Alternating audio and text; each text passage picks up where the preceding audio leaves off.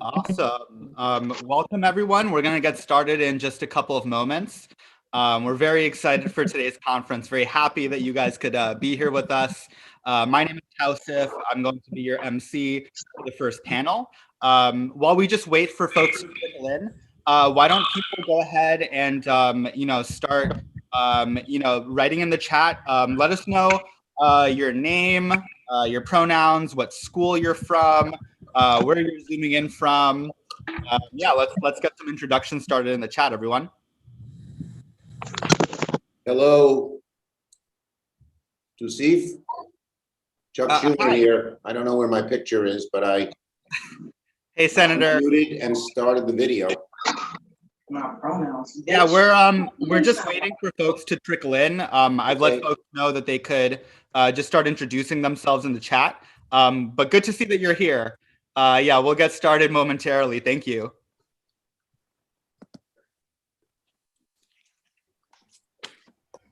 Awesome. So I'm looking in the chat. We've got people from all over the state, upstate, downstate, public colleges, private colleges. I would shout some people out, but it's going really fast. I see Aaron from Brooklyn College, Jake from City Tech. Oh, hey, Jackie. Man, I'm trying to follow all this. Aisha, Hunter. Hey, Aisha. Arietta. Hey, Arietta from Hunter College. There we go. Now I can see everyone's pictures. And thank you for putting your pictures on for these things. I know that that's it's optional but encouraged, but especially for events like this, we really like to see folks and really engender a sense of community. I see your photo now, Senator. Good to see you. Hey, Abdullah from CCNY. Go Beavers. Go Beavers. It's not a silly team at all. Don't laugh. Yeah, go Beater. Amit. Hey, Amit from Queens College. Gita from CSI. Tyrese from Hunter. Yeah, this is so cool. Our last conference I thought was really successful. It was really cool to see people from all over the place, and it looks like it's already going to be a packed house pretty soon again. Okay, cool. So we're going to go ahead and get started. Awesome. So good afternoon, everyone, and welcome to NYPIRG Spring Conference. This is the first of 3 panels today. My name is Tausif Hassan, and I will be facilitating this panel. Before we start, I just wanted to take a moment to explain how today's conference will run. So please take a look at your agenda with me now. If you don't have it, the link is going to be sent in the chat box again. At 2 p.m., we'll have a panel on the decade of divestment, how austerity has impacted students, faculty, college programs, and at 4 p.m., a panel on clean air, clean water, making polluters pay, priorities for a green New York. After our second and last panel of the day, there are a series of breakout sessions for you. So please select the one that you'd like to join after the panel gets out and click the button on the agenda next to each breakout session to join. If for any reason you have any trouble throughout the day, feel free to log back into the main room. This is the one that we're in right now, so the same Zoom link that you enter, and someone will be here to. Lastly, a note on event security. You probably noticed everyone here is on mute. If you have any questions, please add them to the chat box and we'll be answering them in real time there. We've also disabled screen sharing of participants. If there is a serious disruption that we cannot address, we will be bringing the event to a hard stop. If the event does end suddenly, we really apologize, but we just wanted to give you a heads up. That's why, just in case that would happen.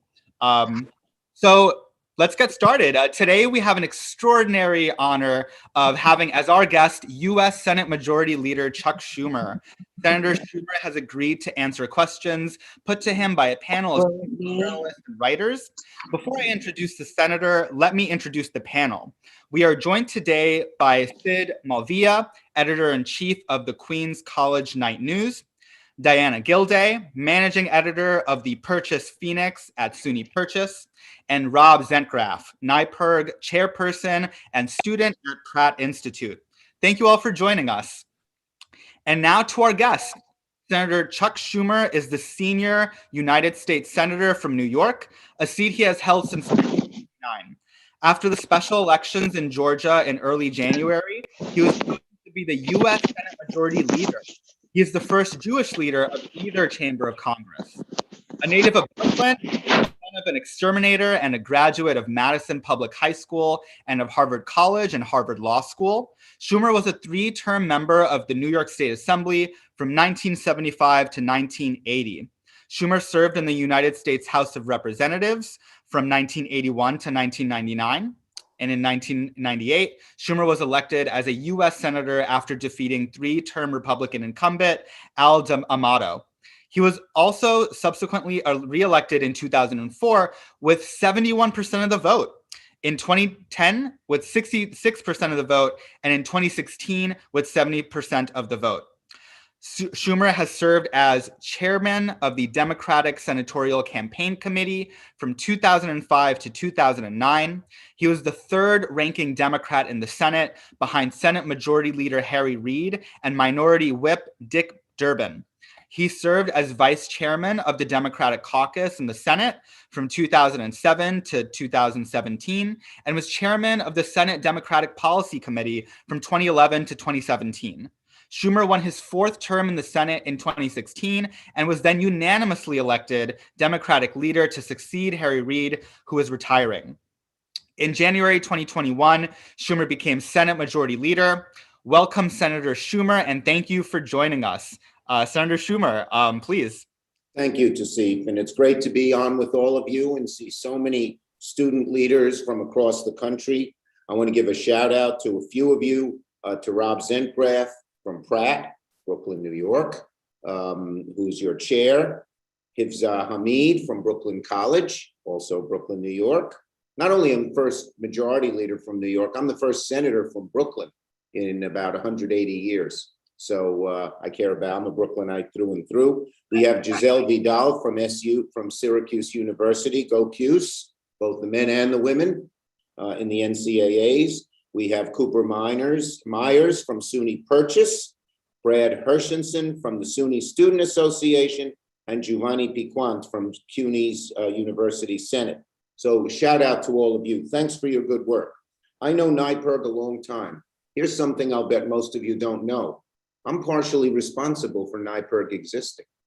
I was a young assemblyman, 23 years old in 1975, and Ralph Nader had this idea that a certain small amount from the student activity fees should go to create a student activist organization. And I helped push it through the state legislature as a young assemblyman. So maybe I'm an uncle or something of NYPIRG, but I still love what you do and thank you for what you do. And in addition, Martin Brennan, my state director, is an alum of NYPIRG. He worked with Blair Horner and Farouk, who I see is on the, he was on the screen here.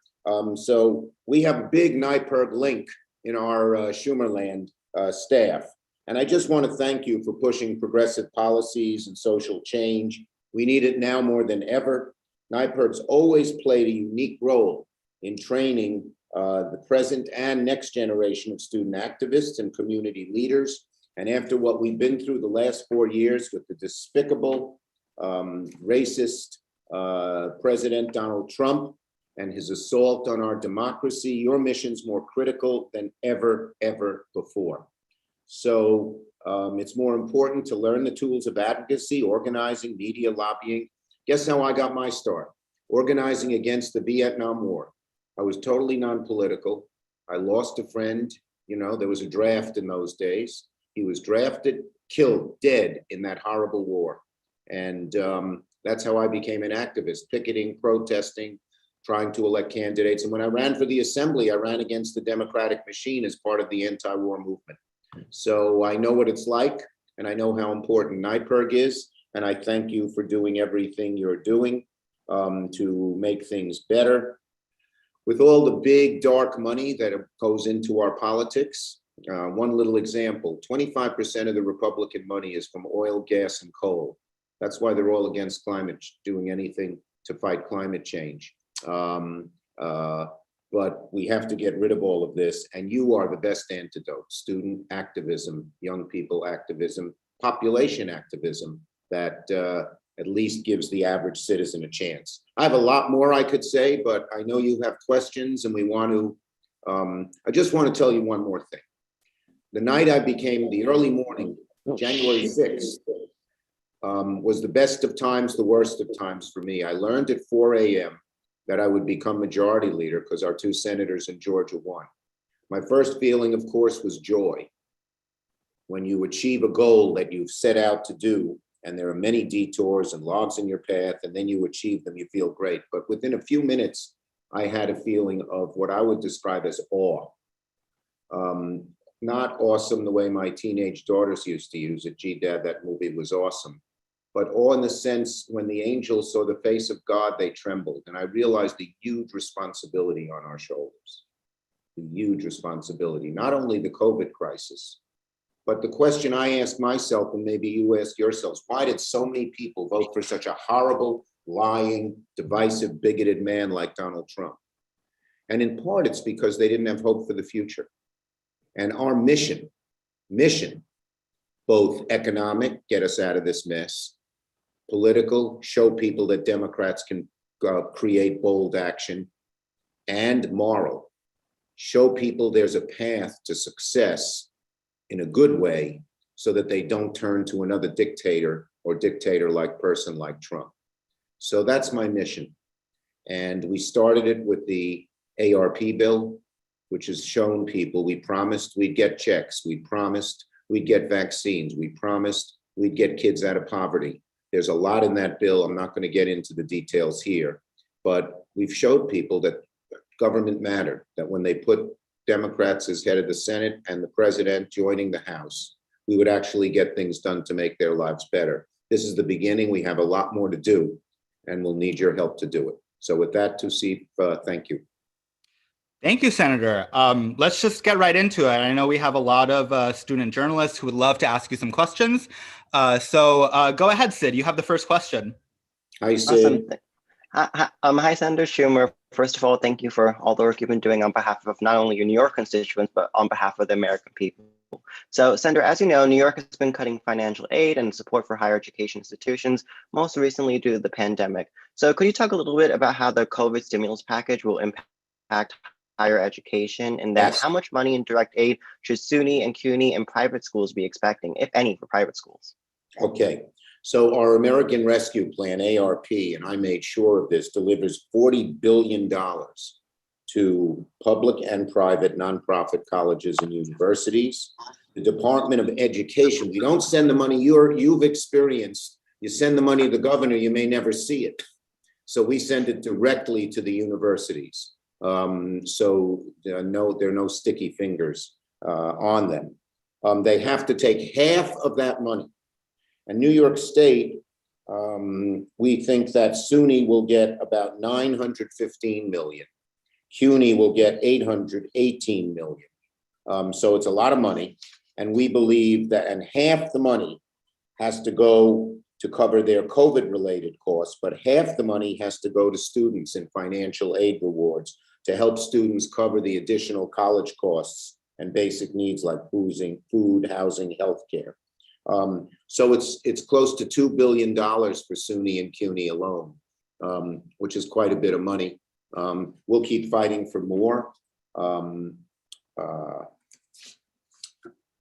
I believe in you. I believe that SUNY and CUNY are the future of New York. They're our path, they're our ladder up. So I will keep fighting for aid for SUNY and CUNY at the federal level. And you folks make sure the state, by the way, we got the state government all the money it needs. In other words, their deficit this year is $5 billion, $10 billion next year. We got them $12.7 billion in direct aid and another $10 billion in indirect aid, money that goes to education, mass transit, things like that. So when you go lobby, don't let them say they don't have enough money for SUNY and CUNY. They do. Don't let the state tell you that, because they have the money. Thank you. Diana, You can tell him Chuck Schumer said so. I don't know if that'll make him too happy, but you can tell him that. We'll be happy to pass along the message. Diana, go ahead. Thank you, Senate Majority Leader. Keeping it on the topic. By the way, of college- Diana and everyone, you can call me Chuck. I don't like. Okay. I'm still a Brooklyn. So keeping it on the topic of college, the cost of college year after year is going up faster, almost in the inflation rates. And students and their families have to take on massive amounts of debts in order to pay for this essential ticket to the middle class and just success in our modern workplace. There's also a racial component to this student debt load where a disproportionate amount of the debt is suffered by both Black and Brown students. What are your plans to pass legislation or regulation that cancels a significant portion of student debt? Well, as you may know, Elizabeth Warren and I have a national campaign going to have the government forgive $50,000 of student debt for everybody.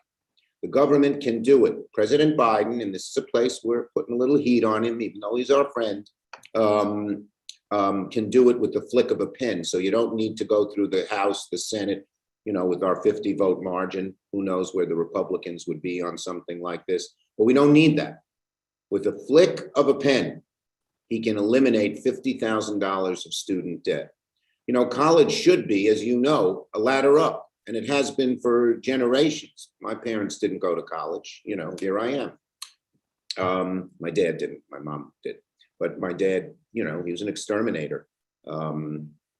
He's actually a funny guy. He says he's now 97, and he says, I'm 97. How bad could DDT have been?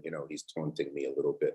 But in any case, it's an anchor. The debt is an anchor, and it prevents people from doing what they want to do, from forming a family, from taking the job they want, from buying a car, etc.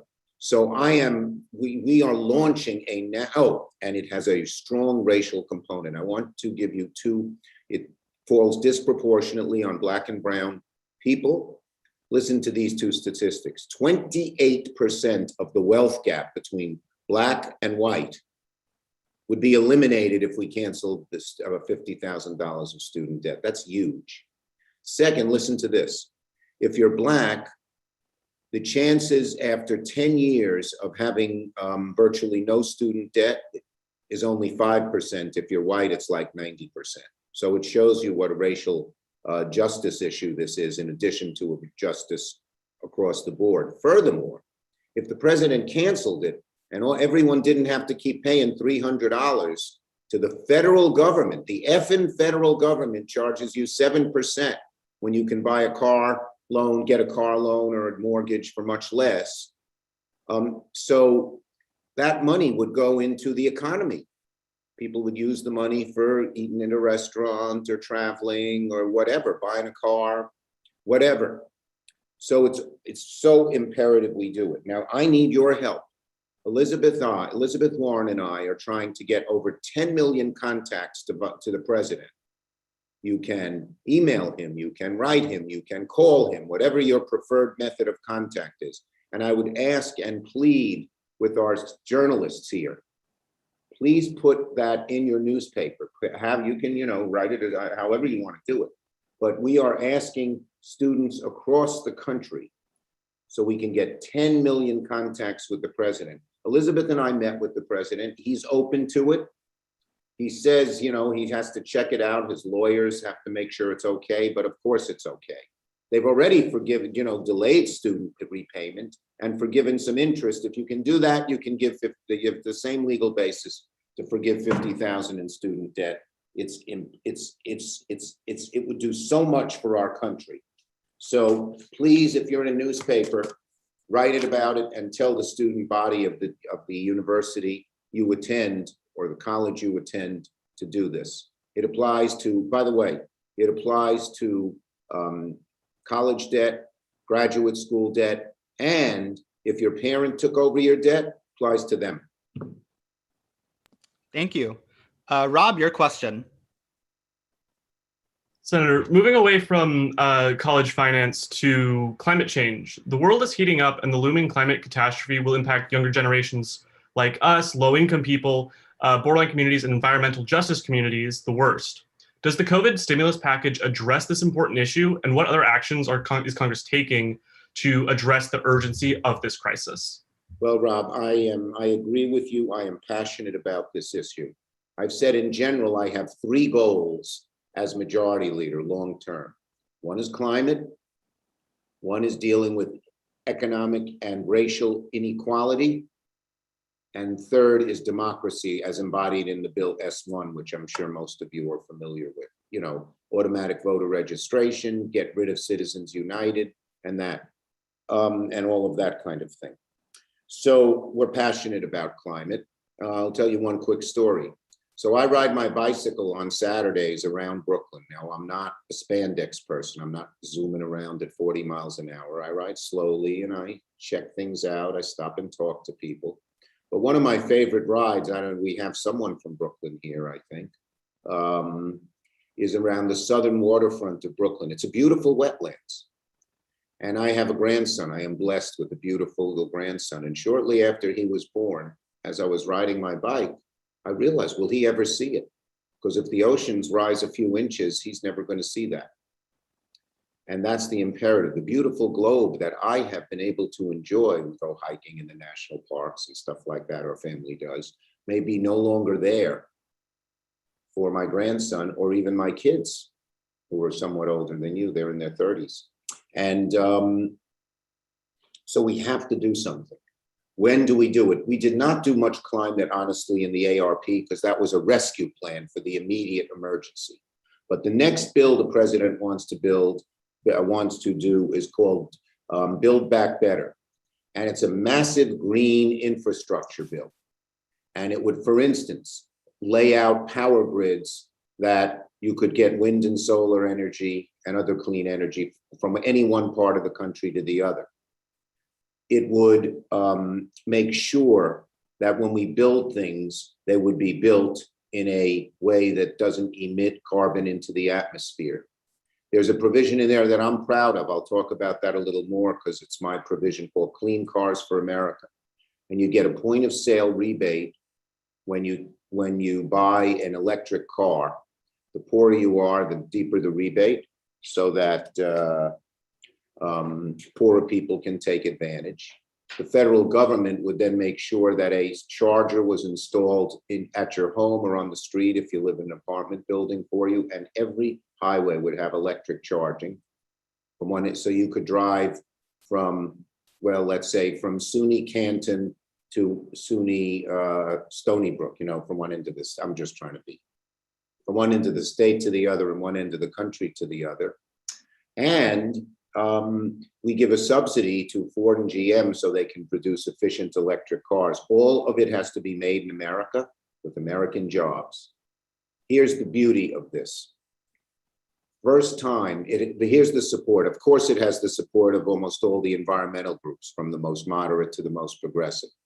But it also has the support of the unions. First time we got the unions to support a big climate thing, because it's all American labor. They'll make the cars, they'll make the charging stations, the stuff in there will be made.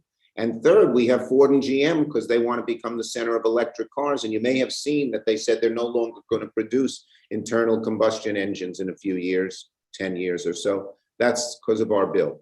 So in Build Back Better, we have a giant, clean infrastructure. We want to make public housing. When we build public housing and transform public housing, we want to make it green. We want our buses and subways to be green. We have a regenerative agriculture provision in there, so small farmers can make profits by absorbing carbon as opposed to sending it into the atmosphere. It's a very comprehensive bill, and it's the next big thing on our agenda. We'll use the same, it looks like. We hope our Republican friends will join us. But this is all intertwined, Rob. So for instance, why do Republicans resist doing anything green? Because 25% of the dark money that funds the Republicans is oil, gas, or coal. 25%. We asked them a question. We forced them on a vote. Do you believe climate change is real? Do you believe it's caused by human activity? And should Congress do something about it? Only 5 of the 50 would say yes. What do you think of that? Why? Because gas, oil, and coal are funding them. So we got to deal with the dark money, is that it's really a subsidiary or a adjunct of dealing with climate, but it is very high on our agenda. I'm a sponsor of the Thrive agenda. You know what that is? Me and Eddie Markey are the two sponsors. Our other sponsor in the House was Deb Haaland, who's now going to be the Interior Secretary, first Native American ever in the cabinet. That's a big thing. Native Americans will have a voice. And she will also prevent oil and gas to run roughshod over all our beautiful public lands, which Trump was letting them do. Anyway, climate's major thing on our agenda. Thank you so much, Chuck. So we actually just have about 3 minutes until we have to move on. But if you want to take a moment or two to just make some closing remarks before you leave, that'd be great. Okay, well, I just want to thank you. NYPIRG's a great organization. It's active, it's smart, it's progressive. We need your help. And we need you to reach out to your brother and sister NYPIRGs. Are there NYPIRGs in all 50 states still, to see? I don't know about all 50. There aren't NYPIRGs because that's New York. Are there PIRGs? Yes, there are other PIRGs, but I don't know about all 50 states. Well, I will have Martin Brennan, your former PIRG worker, get you a list of some of the states where we could use some activism. And if you could reach out to your brothers and sisters there. And also, there's so many people here who have friends, relatives, family in these other states. Contact them. Contact them to email on the student loan forgiveness, but contact them as well to make sure Senator, they why are we support allowing these Biden? initiatives. Mr. Senator, now. Hello?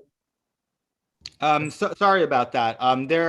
We're only allowing questions from the student journalists. So go ahead and just finish up with your closing remarks. Yeah, Chuck. no, that's it. I want to thank you for what you're doing.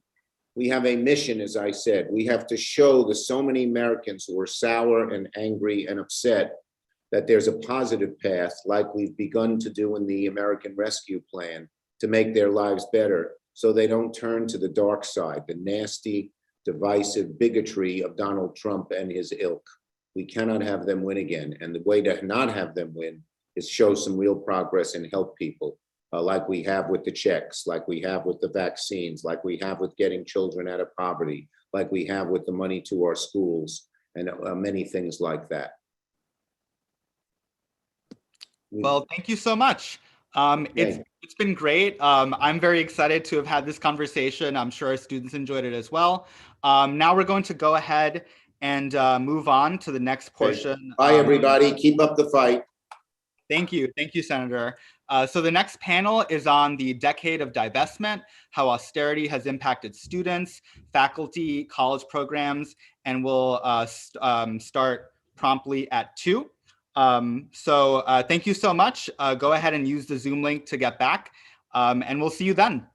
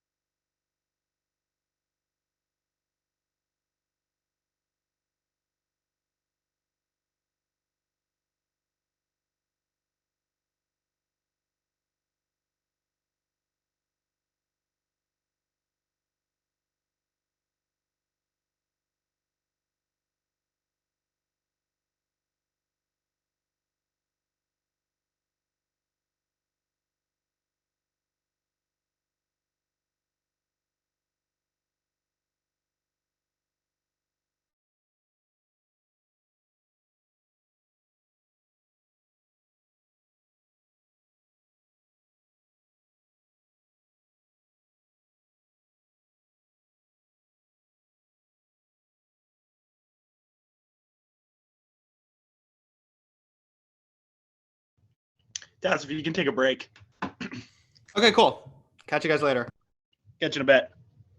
Want to let everyone know we're still on live stream.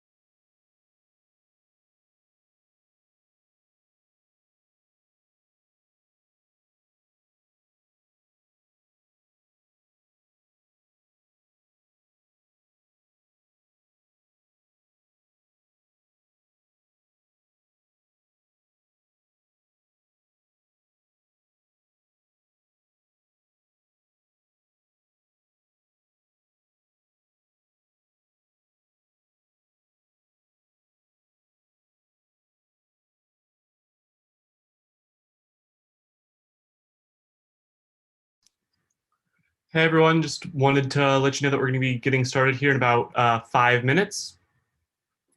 So just sit tight while we get everything ready.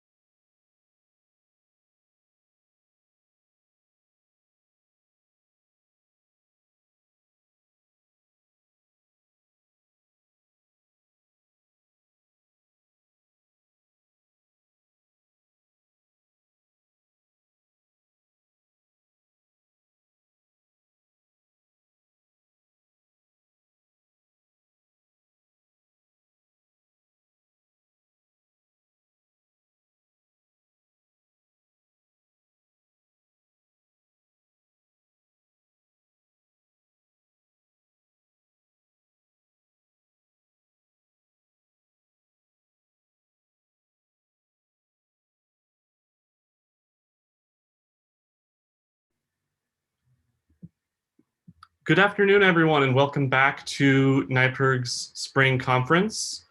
This is the second of our 3 panels today. At 4, there's also going to be a panel on clean air, clean water, and making polluters pay, priorities for a green New York. My name is Rob Zencraft, and joining me for this panel, I have co-panelist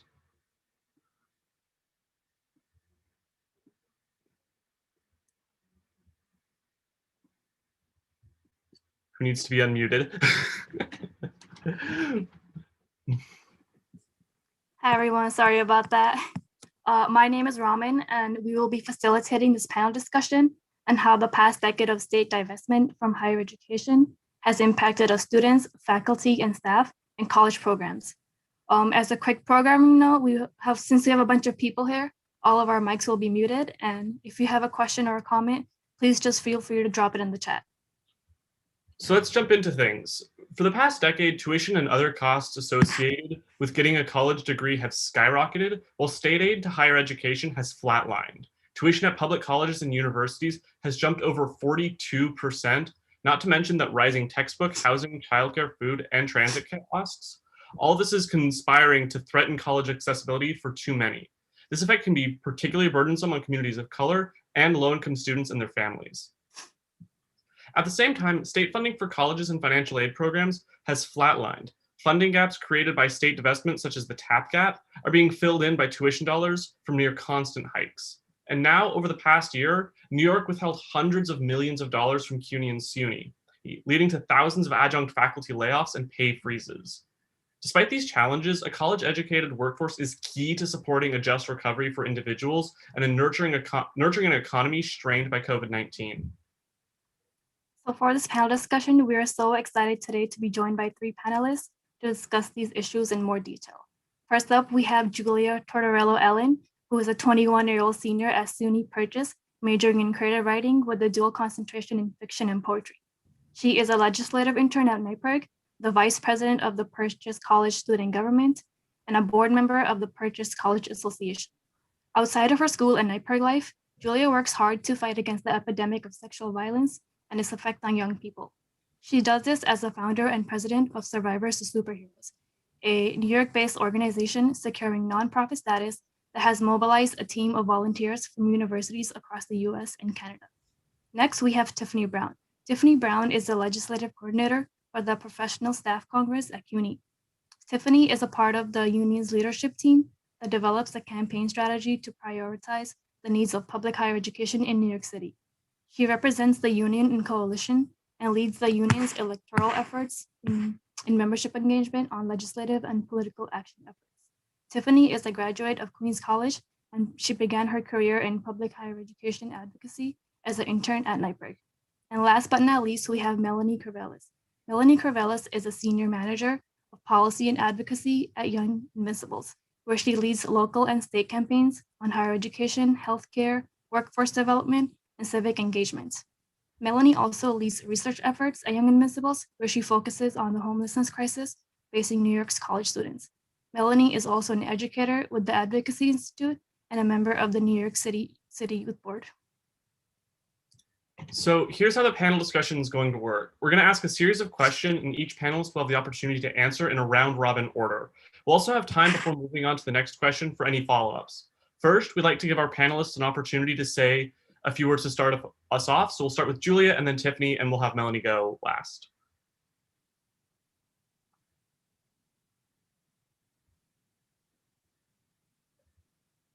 I think they need to be unmuted.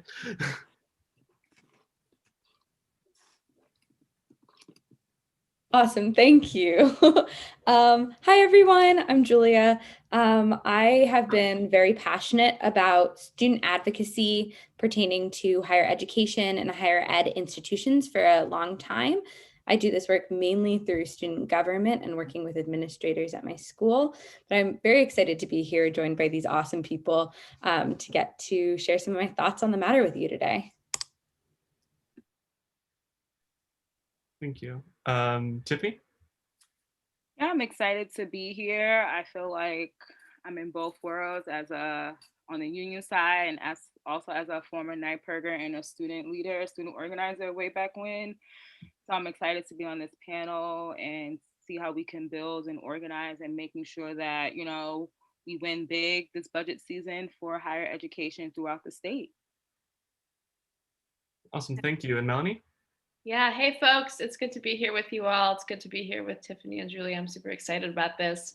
I'm Melanie, I use she or they pronouns, and again, I'm with Young Invincibles, or YI, and our mission is to elevate young adult voice in the political process. So we do that across the country and here in New York.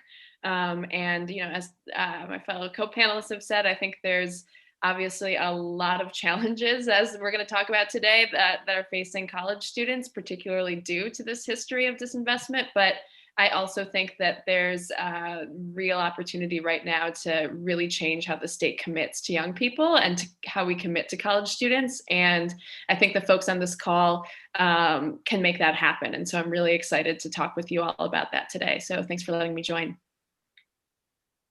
All right, thank you. Let's now for the questions. Okay, so our first question of the day is, what's the biggest way that divestment has impacted the people and programs that you work with? And we'll start off with Julia.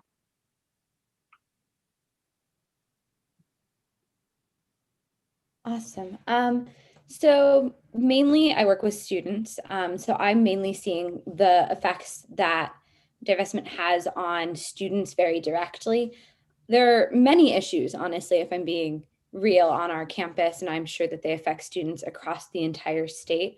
So I'm just going to list a few of the examples that come to mind when I think of the ways that our students are being impacted. First of all, in order to fund our school, we have to do things like rent out our parking lots. And this forces students to have to park in places where their cars are getting destroyed while like guests and services are getting access to our good parking lots. We have to partner with the state police and have them housed on our campus so that we don't have to pay for private security. But in turn, we're putting LGBTQ2IA+ students at risk, students of color at risk, and making our entire campus community, in my opinion, feel more unsafe than if we had not put UPD on our campus. The lack of financial resources has led for disabled students to be housed in rooms that are unsafe, inaccessible, might have them trapped during emergencies. Our bookstore is currently closing, so we don't have access to materials on campus, and we can only purchase things online, which I think is really problematic for students who need an easy way to get any educational materials that they need. We have students living in buildings with mold and inadequate housing. And on the academic side, we need more diverse professors. We need buildings to be renovated, and these things are just not being addressed because there's no money to do so and to hire more full-time faculty. Obviously, COVID has, in my opinion, exacerbated these issues massively, but I think that these trends led us to be more vulnerable to a situation like COVID.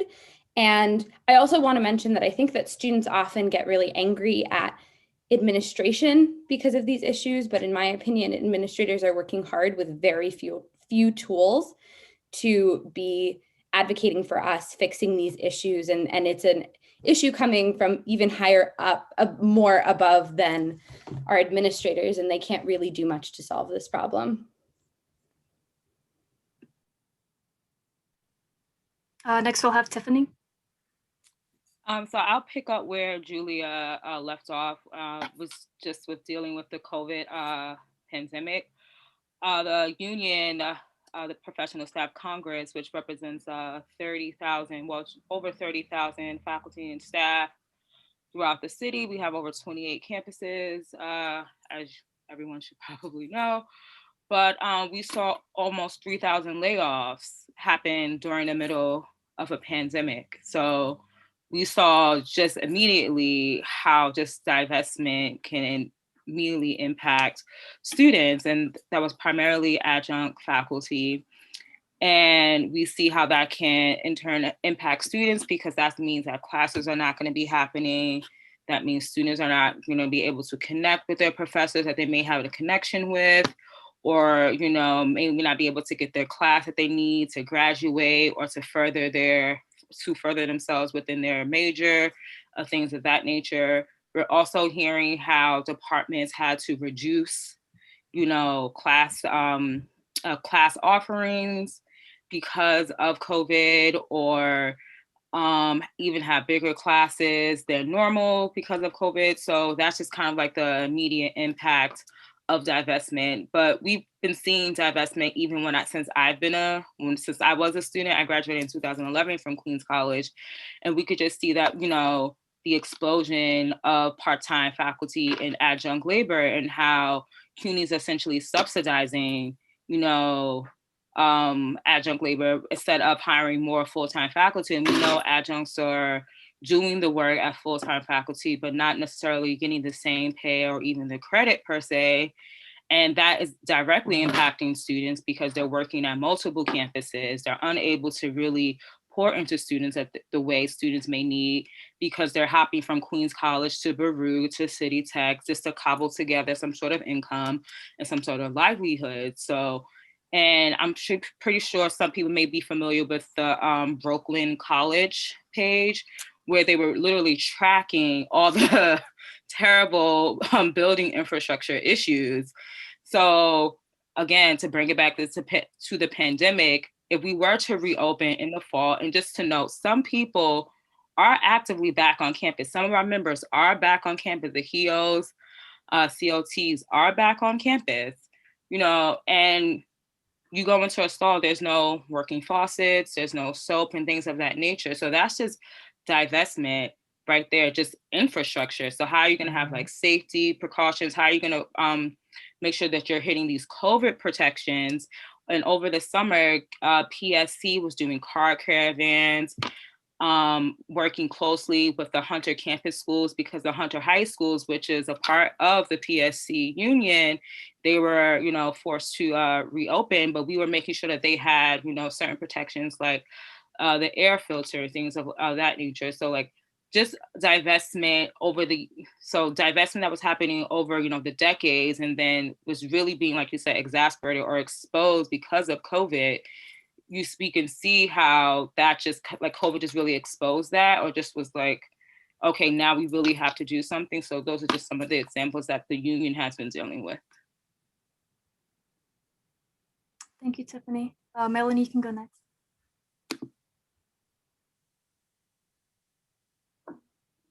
Thank you. Unmute drama, but we got it.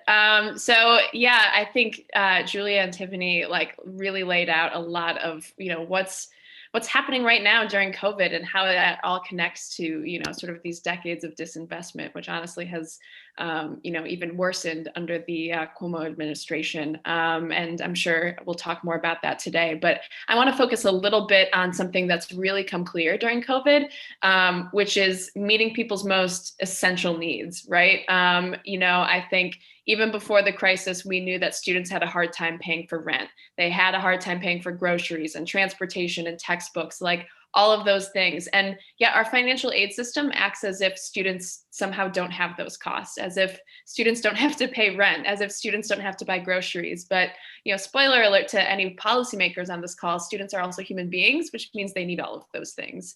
And I bring that to the story of disinvestment, because, over the last several decades, and particularly in this last decade, I know NYPIRG has done a lot of work talking about the last decade of disinvestment in public higher ed, and how the fact that our financial aid system here in New York no longer covers the cost of tuition. So our financial aid programs, when they can't even cover the cost of tuition, that's going to mean that students have less resources to cover any of those costs that go beyond that. And these are like non-negotiable costs. These are things that anybody, in order to have the stability that you need to succeed in school, you're going to have these things. So we have, in my opinion, we have a financial aid system that's not only rooted in disinvestment, but it's rooted in a reality that just is not possible. It's rooted in just not understanding the humanity of students. And so I think this is really important, because we know that over the last decade, students have increasingly struggled to cover these really essential costs, and that's going to have a profound impact on which students are actually going to be able to complete college and earn their degree, and which students are going to be left behind. And I know for, at Young Invincibles, we spend a lot of time thinking about the homelessness crisis. A lot of folks don't think about homelessness as a college campus problem, but that is our reality. Even before COVID-19, it was about 15% of CUNY and SUNY students experienced homelessness in a given year, didn't know where they were going to be sleeping at night. And unlike the K-12 system, there aren't any federal laws or laws that guarantee a homeless college student's right to an education. And so when we disinvest in our system, when we decrease our financial aid, we make it, much more difficult for students, especially students who are experiencing these really profound challenges. We're making it much harder for them to stay in school. We're making it much harder for institutions to provide the services that these students need, which means that once again, our institutions are not equipped to meet the reality that students are living in, both during the pandemic and even before that. And so again, I think that there really needs to be a shift in how we think about these issues, and a profound change in how we approach how we finance public higher education in New York. Thank you, Melanie. So kind of springboarding from that, what is the top solution or policy goal that you see addressing, the policies currently addressing that impact? And let's start with that impact of divestment. Let's start with Tiffany. So first, I apologize if you hear the ice cream truck. It's currently going down the block, even though it's like 30 degrees right now. But yes, spring starts early.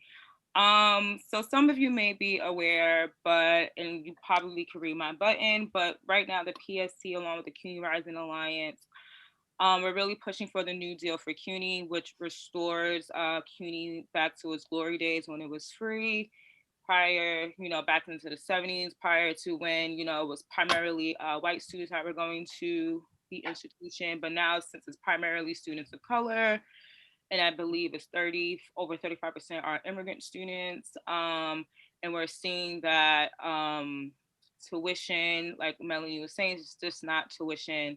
It's more than that. So we're saying that, within the New Deal for CUNY, it will freeze tuition. It will also increase the amount of mental health counselors.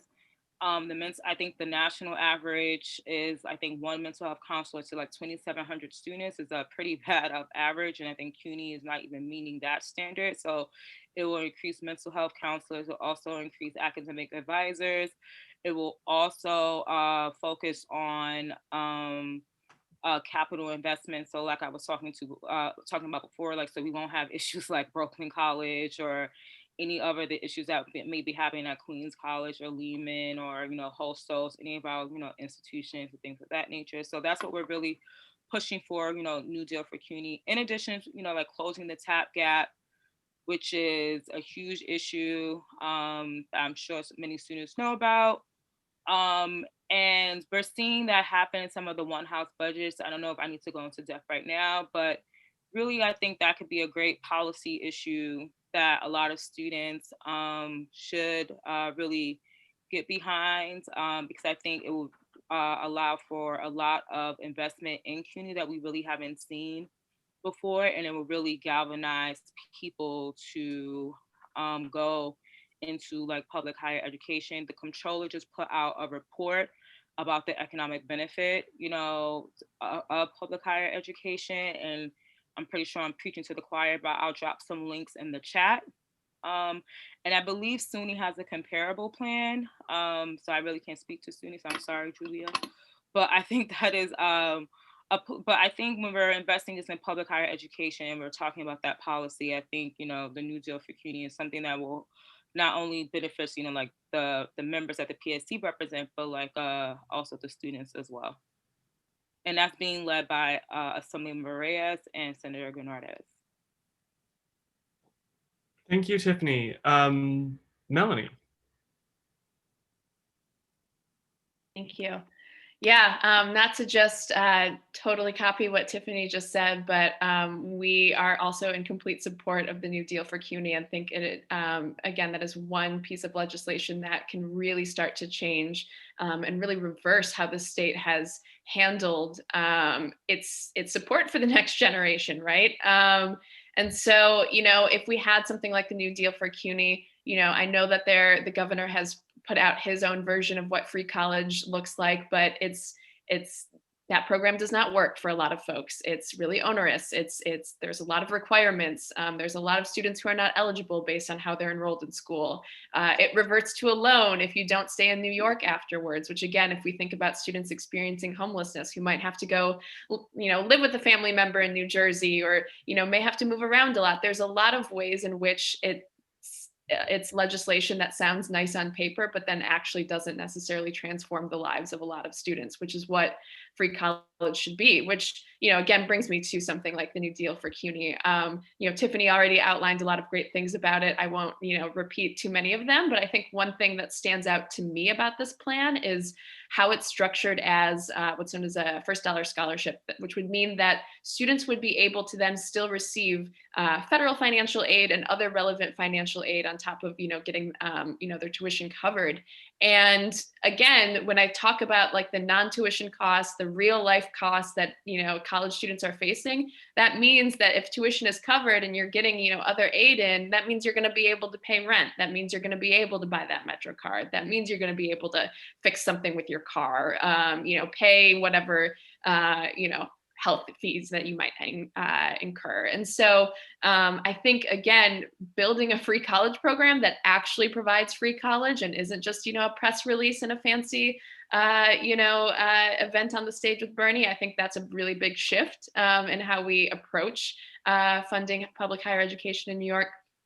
But in addition to that, I think if we start to, kind of build on that model and really, really change how the state addresses funding its public higher education program, and if we move away from this idea that all the cost of college needs to be on students, and if we recognize that no, college is a driver for the state, as a way to make all of us prosper and our state healthier for everybody, I think then it also then offers opportunities for colleges to then expand programs that are going to help some of those students that I mentioned earlier. And so, if again, colleges had more resources available to them to provide the services that they need, we could be doing things like, other states have done, such as, creating liaison roles that are specific to, a point of contact on a point of contact on campus to help somebody experiencing homelessness and make sure they're connected with housing resources and any financial aid support and, how to enroll in public assistance programs. So, that's just one example. That's statewide legislation that states like California and Maine, Tennessee, other states have done. New York has not done that. And again, I think if we start to reverse some of these, this mindset of austerity budgets for the next generation of college students, I think that would, again, equip both students and institutions to actually provide the services they need to make sure that, that college is not just a reality for students who, have family support and have, someone to rely on, that college can be a reality for, truly every New Yorker, every working class New Yorker, regardless of, who they are, their background, their housing status, what have you. So again, I think things like the New Deal for CUNY create possibilities for some of these other pieces of policy, these other legislation that can then therefore, target specific student groups such as students experiencing homelessness. So again, it could be a really huge shift for our state. Thank you. And Julia? Yeah, so I think just to go off of kind of what was already said, for me, fully funding financial aid and closing the TAP gap would make such a massive difference, because it's like these little bits of money also that really matter. So if even people who get financial assistance, so I'm on a Pell Grant, then there's still money in books, in fees, in meal plans, and that can lead up to thousands of dollars. That money is not coming from nowhere. We have to come up with that money. And I know students who I've been friends with have had to drop out over that amount of money, even when they have an Excelsior, just because financially does not cover everything that we need. I personally did not receive TAP any of the years I've been in school, despite being a teen mom, fully supporting myself financially, because they wouldn't fund everything that I needed. So they were willing to fund kind of residential needs, and I needed books and fees that would not be covered. That money desperately needed to go to my daughter, not towards paying for public education, which in my opinion should be free. And that's completely unacceptable.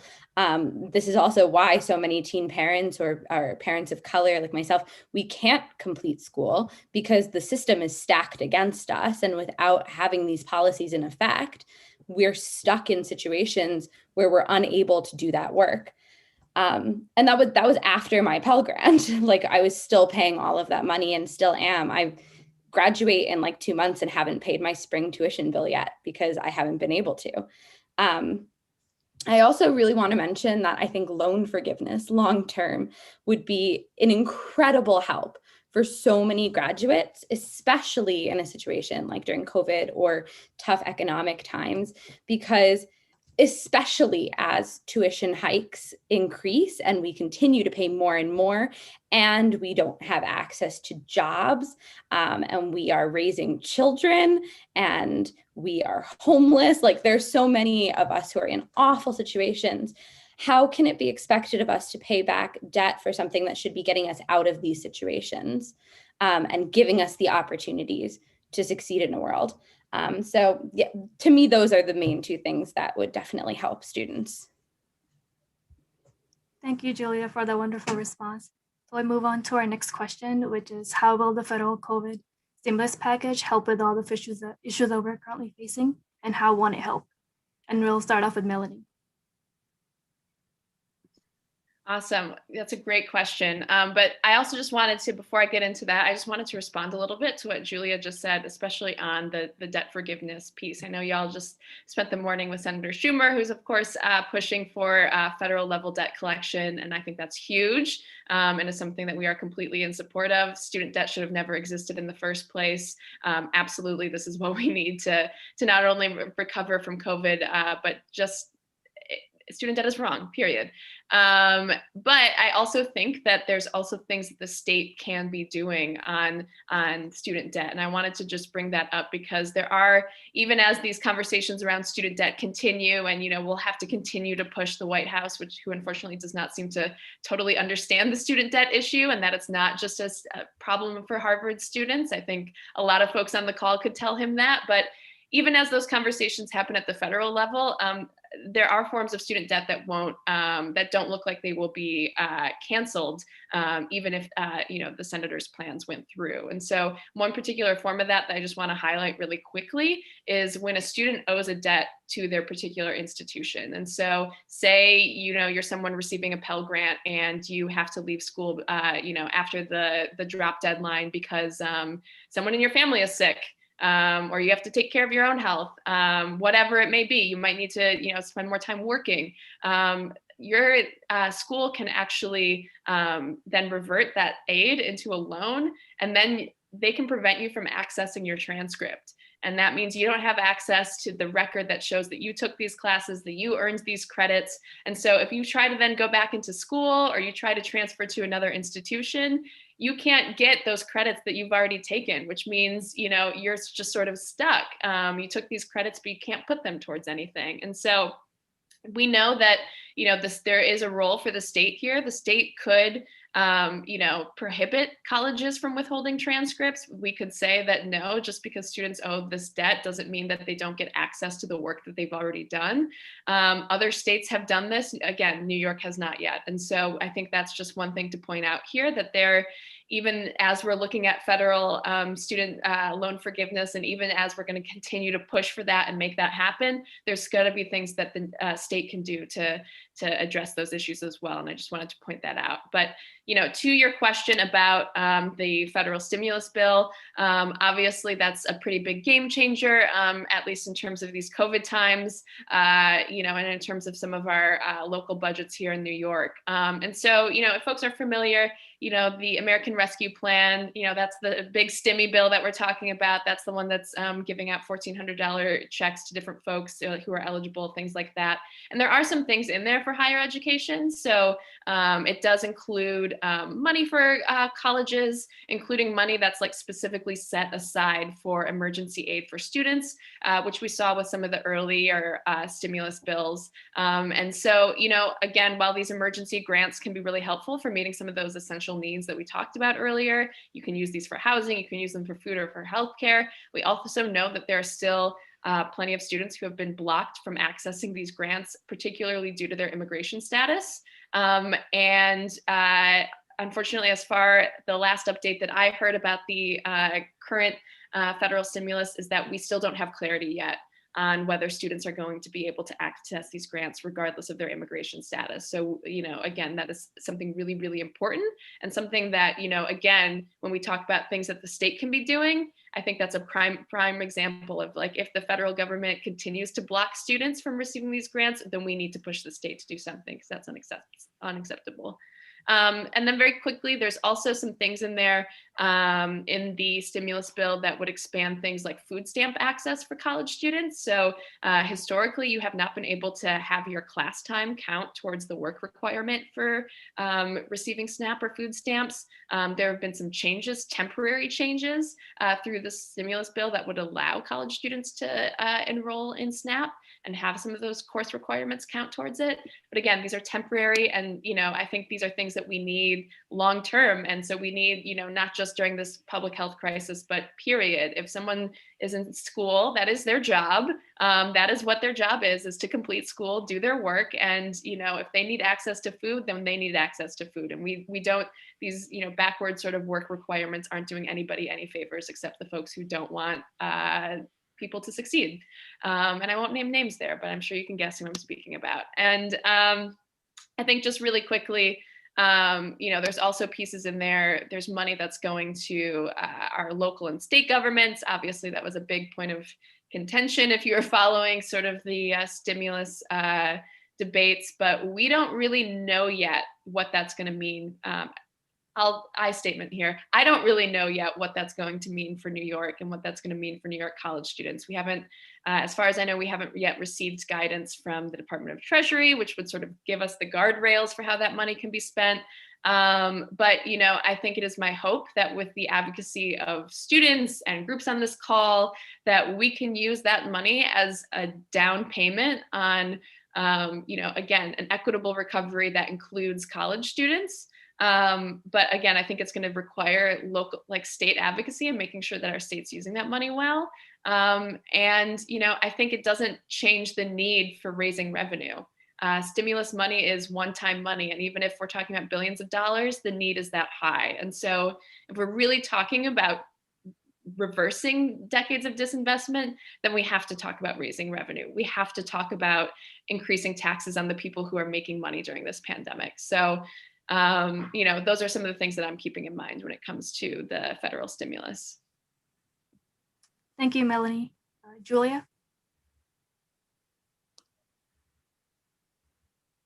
So I don't mean to seem like a pessimist, but I do feel like the money that is coming through the stimulus package can only help to some degree because so much damage has actually been done during COVID. So schools, I'm seeing it all the time in the work I do, are losing money because of low enrollment and the lack of meal plans being purchased and the lack of residential students on campus. And I at least know that it worries me. I think it worries the administrators that I work with, because I think all of higher ed is in danger and in crisis right now because of all of the effects that COVID has had here. I do think that the stimulus package could help with some of that, but there is not enough money to do real help, to really help the impacts of divestment that happened before COVID. I also would like to mention, I think that the money going directly to students from the stimulus package, that is helpful in that, at least personally, I was able to focus more on my school after receiving a stimulus check because I knew my bills were getting paid, and I knew I could put dinner on the table for my family, and that we weren't going to have to deal with a crisis. And every time that we've received one, that has helped. That being said, that money can't actually directly be focused and put into school and educational needs, because it needs to be given to essential needs. So I do think that we're kind of like working with a balance here. Like, it helps to some degree, but there's so much else that needs to be addressed and fixed before it can really help with this issue. Thank you, Julia. Tiffany?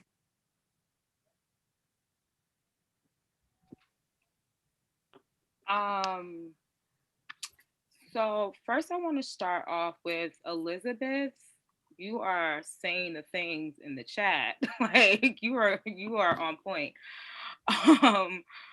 But what Melanie said is that the relief money that's coming from the federal government is one time fits all money. Like, that is just a one-time shot deal. And I think people need to just kind of understand that and not think that everything is going to be fixed with that money, and really drive that home with our elected officials.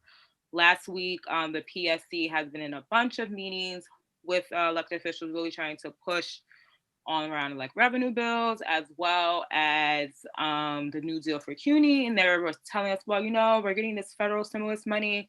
I'm like, yeah, that's great, but that's only like one time we're going to get that money. So we need to understand that that's not going to fix, decades of divestment that we've been seeing in higher education. And the fact that you're even saying that, like, that's almost like a cop out. That's also like, you're just kind of like, we did our job for 2021, as if 10, 15 years that we haven't seen divestment happen in CUNY, in K through 12, in healthcare and housing. So $5 billion, no, it's not going to be enough to fix CUNY or SUNY or any of these issues that we've been dealing with, for the past, decades upon decades. So yes, it's going to be great that we have this money, but this is even more reason why we need to tax the rich and making sure that the most wealthiest are paying their fair share.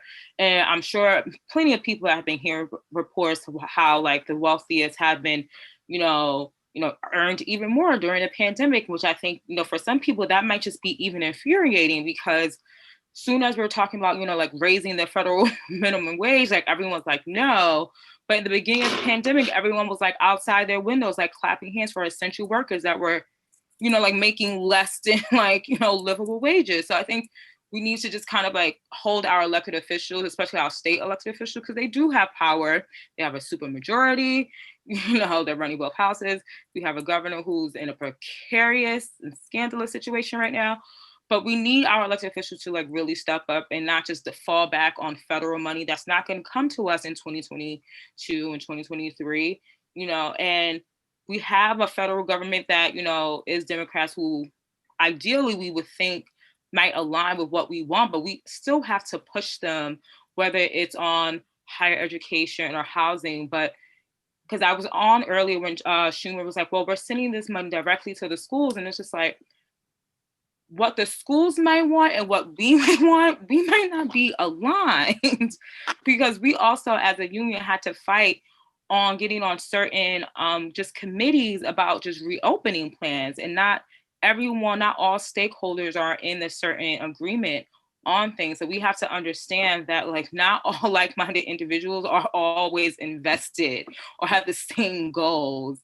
So we have to, make sure that it's clear when we're talking about, reopening or higher education in general. And sometimes when you're part of like NYPIRG or, like the PSC, we're going to fight extra hard compared to when it comes to, like a school president who may have, other pressures coming in from those, so everyone has their own, constituency base. So yes, the federal money is going to help. No one can deny that. We also have to continue to push for more. And, even before we went into lockdown, we were fighting for a tax rich and, you know, various revenue bills. Like, this is not like a new concept, like fighting. Like I said, I got my start with NYPIRG as a baby intern, like doing higher education action day, like waking up at 6 o'clock in the morning, boarding a bus. So like, clearly this is not new. And then I was a PC. So it's just like, obviously this is not like a new brand new thing that we're talking about. So, oh yes, those 6 a.m. Albany bus rides.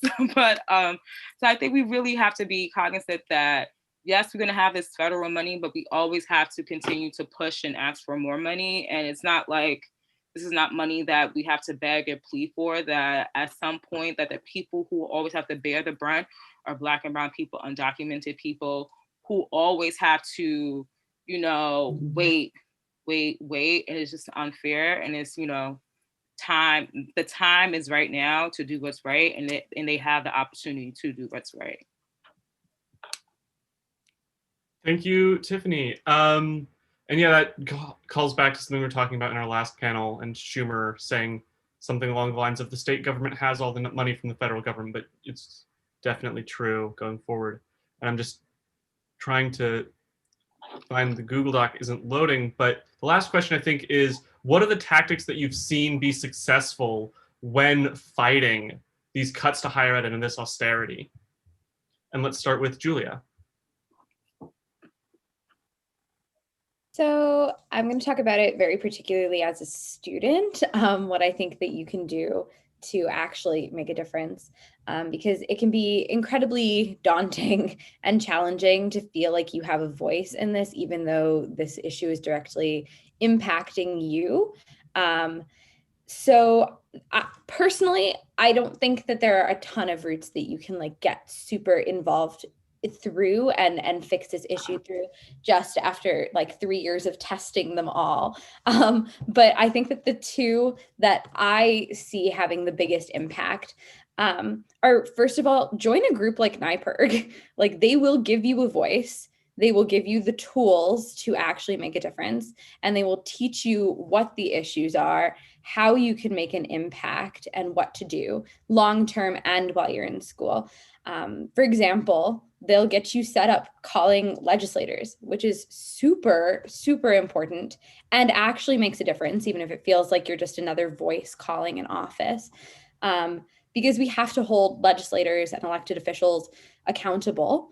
And we have to continue to push them for our needs, because they're the ones who are actually writing the policies and the legislation.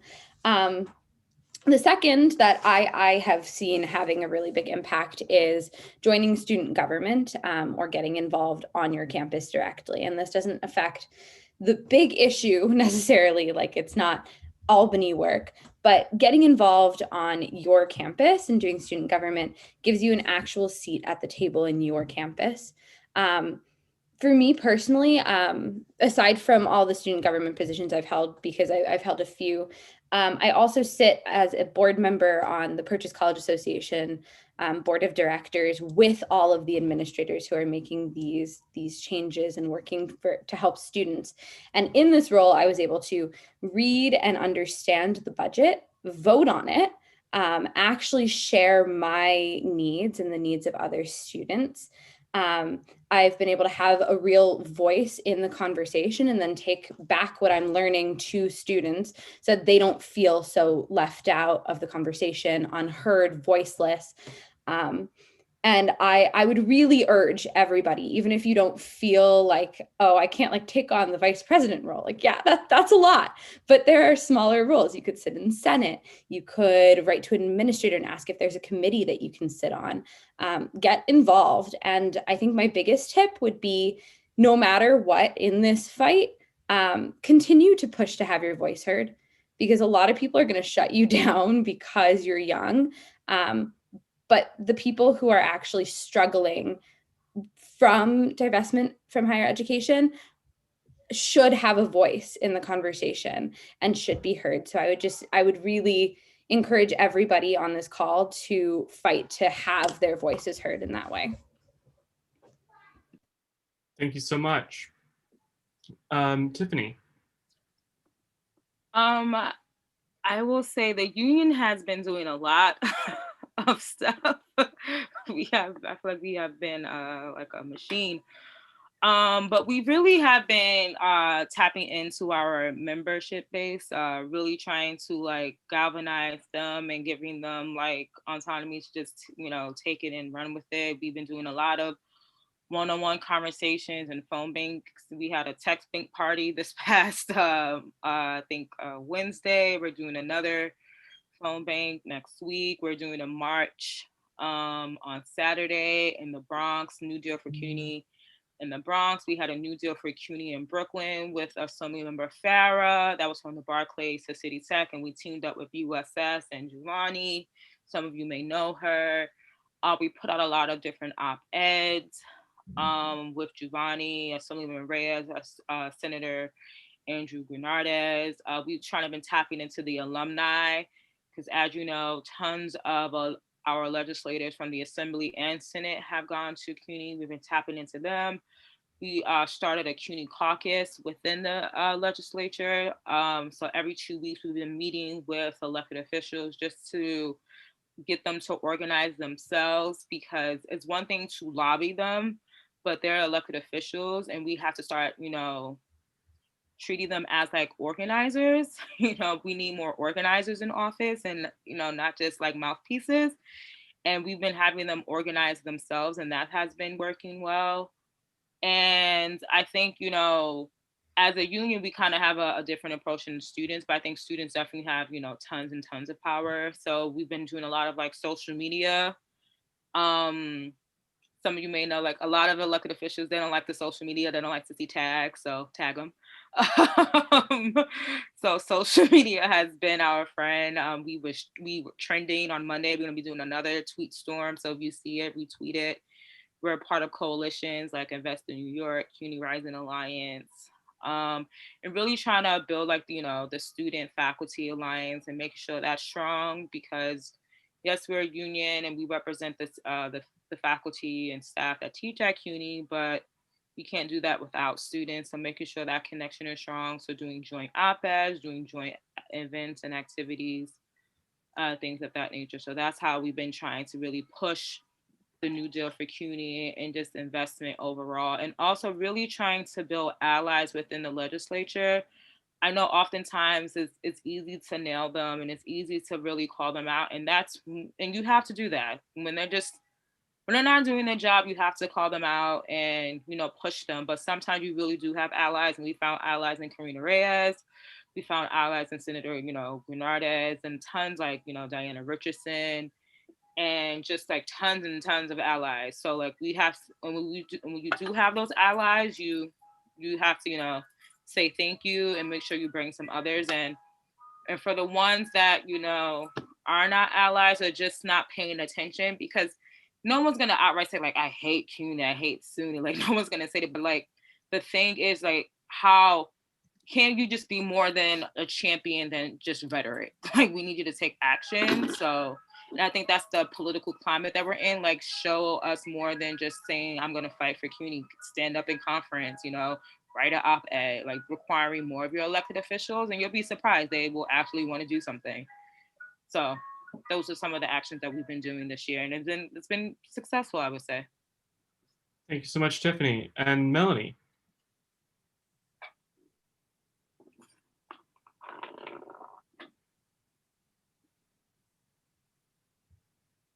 Thank you. Yeah, so I just want to echo what Julia and Tiffany mentioned. NYPIRG, obviously, we're all here. NYPIRG is amazing, and so please get involved with them. Student government, PSC, like, I don't know how y'all are doing as many actions as you are. It seems like every 3 days, you're doing something else. There's been caravans over the summer and marches over the summer, and just like, if you want to get out of your house and you're in New York City, it's a great to get involved with some of those actions. And so definitely want to echo those. I will say that, we're also an organization that folks can get involved with. So I'll drop a link into the chat here to just sign up on a Google form to get more involved with us. So Young Invincibles does offer a paid fellowship in policy and advocacy, where we do a lot of city and state advocacy work. We just did an advocacy day earlier this week, meeting with elected officials about all of these issues and about disinvestment and really changing how we support college students. So, if you need a job while you're on campus, please sign up here. We'll let you know when our next application is open in the fall, and you can come and get involved with some of that work and get paid to do it. And so definitely check that out as well. Tiffany mentioned the Invest in Our New York campaign. I think that's another great coalition to get involved in. Just in terms of, they're pushing really hard to make sure that we get the revenue that we need, because again, like Tiffany said, it's not like this push for progressive taxation came just out of COVID. The reasons that, we're having the type of recovery that we're having from COVID, where the wealthy are getting wealthier and then the folks who had, the fewest resources continue to suffer. It's because of our taxation system. All of this didn't come out of nowhere. It's by design. And so there's, again, even with whatever federal aid coming in, we really have to change how we think about income inequality in this state. And a one-time payment is not going to change that. So I definitely recommend getting involved in that work. I think Tiffany already dropped a link into the chat earlier, but the CUNY Rising Alliance, if you're a CUNY student, another great organization that has a lot of actions coming up. And again, like Tiffany was saying, I guess I'm just echoing everything Tiffany's saying on this, but, I think the social media piece is huge. I think a lot of times people are there's still people who are sort of dismissive of social media as a tool in advocacy, I remember a couple of years ago when people are like, oh, that's like slacktivism or whatever, but no, it's a tool in getting things done. And again, local and state elected officials are actually pretty responsive on Twitter, not all of them, but many of them are. And again, if you want them to be on a bill, if you look at the New Deal for CUNY and see that your elected official isn't on there, you can tag them and say, hey, where are you on that? And I've seen students do that and actually get people to sign on to things. And so again, it's a tool for accountability, and you can use it to get that out there. And then I think another really important piece in all of this is putting student stories out there and putting them front and center. And I know that sounds maybe an idealist or whatever, but a couple of weeks ago, I was on a call with an author who wrote a book about one of the last big financial crises in New York, which was back in the 70s. And, when we actually started to see things like tuition at CUNY come into place, like Tiffany mentioned earlier. And, one of the big things that she saw, again, this woman who spent, her entire career studying that financial crisis, one of the things that she saw that was really successful in trying to push back on all of these huge cuts that came from that time period is actually having real stories about the programs that people are trying to cut and telling them what they actually do for you. And again, I know that maybe that sounds naive, that hearing stories is going to make change, but if we don't say what these programs mean to us, if we don't say what we need, then it just makes it that much easier for elected officials to just kind of do what's easy for them, which is to listen to the donors, to listen to sort of the wealthier individuals, and to ignore what the needs of real people are. And so, I think working with other students, working with some of these organizations and saying, hey, actually, this is what CUNY ASAP has meant for me. And this is why we can't cut it. And, this is what TAP has meant for me. And that's why we can't cut it. I think all of those stories can really make the difference. Thank you, Melanie, for that response. And it seems like we ended just on time. So I would like to thank you, Julia, Melanie, and Tiffany, for this wonderful discussion. Your responses were great, and we really appreciate you all for being here today. Thank you. And we also are currently running a call-in drive to impact the state higher education budget. So just click the link in the chat. It might get lost in all these messages, but if you can click that link in the chat, all the information is there. And if any of you have any events to plug, you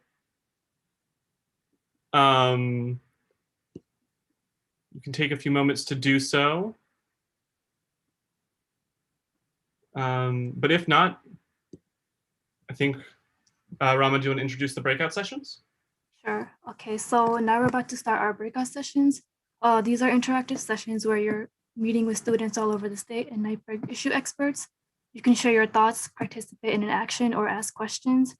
All of our links are on the agenda, but I'll just re-announce all the sessions here. The first breakout session is coalition building and student power. The second breakout session is storytelling and taxing the rich. And the last breakout session is community outreach and service.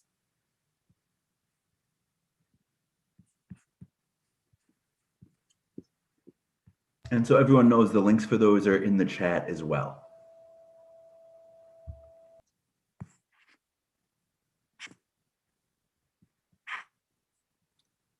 And there's an extra link put there by Melanie to sign, I'm assuming Young Invincible's action alert to freeze tuition and increase support to students during COVID.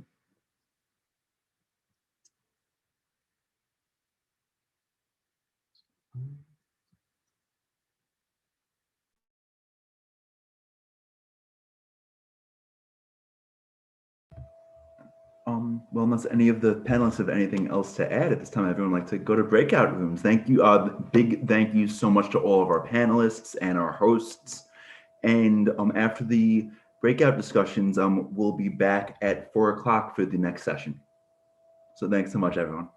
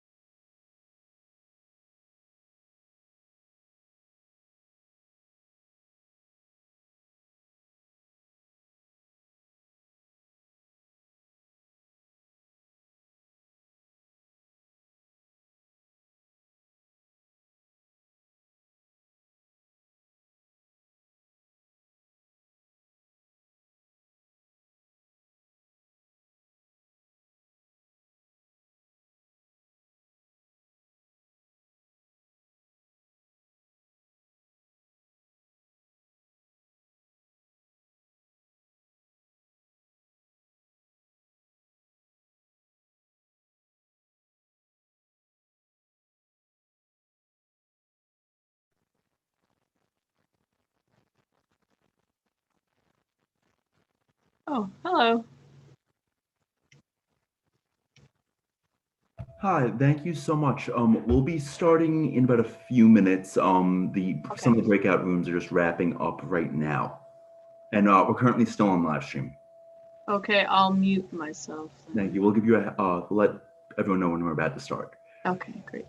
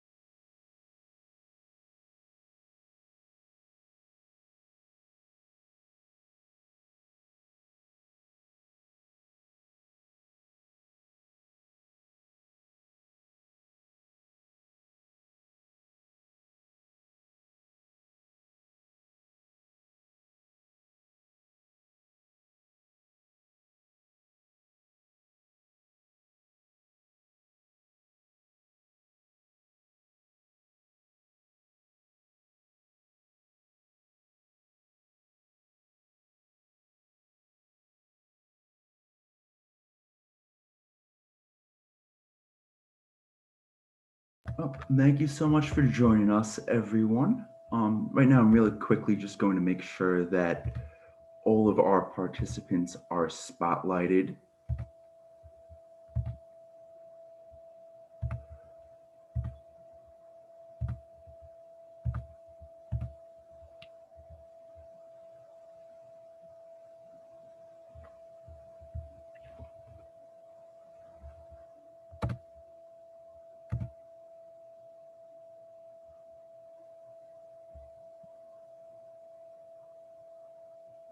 And our panelists would like to begin. Great. Thanks so much, Kevin. Hi, everyone. Welcome, and thank you so much for joining us today. My name is Liz Moran, and I am NYPIRG's Environmental Policy Director. Just a quick programming note, because we do have a lot of people here today. We're going to ask that you keep your mics muted. If you have a comment or a question throughout the event, please feel free to chat that in. So we are so thrilled to have you all with us today for NYPIRG Spring Conference, and particularly for this panel to have this important discussion about holding polluters accountable and what is needed to make New York State a global environmental champion. For example, if you live in New York City, we are working with two of the panelists today and their organizations to move New York City off of fossil fuels and towards electric new construction. So I'm actually about to put in the chat a link to register for a training that we have next Wednesday at 7 o'clock. And I will mention this more than once in the event, so it won't be the first time you see it. But yeah, if you live in New York City, please do register for this event. Moving right along. Since its founding in 1976, NYPIRG has been a leading voice in New York State on a wide range of environmental and energy issues. The goal of NYPIRG's Environmental Protection Project is to make New York State a global leader in protecting public health from the very serious threats of water and air pollution, climate change, and toxic chemical exposure. As we are all keenly aware, we are in the midst of a global climate crisis that demands urgent action. We're also facing a global pandemic that has only highlighted the importance of policies that protect public health and the environment before crises occur.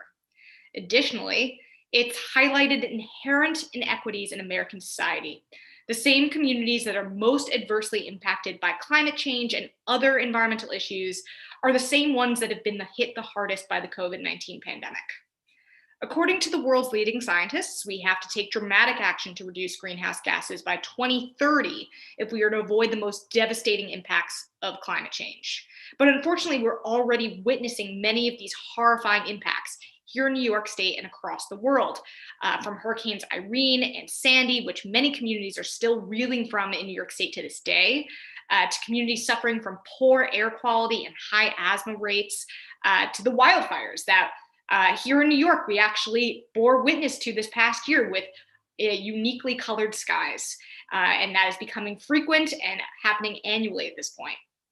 We're getting only but a taste of the worst that can come. But thankfully, New York State has adopted some bold climate policies. But in order to meet these goals, ambitious policies have to be adopted that hold polluters financially accountable, that protect our land and water, and dramatically cut greenhouse gas pollution and transition the state off of fossil fuels.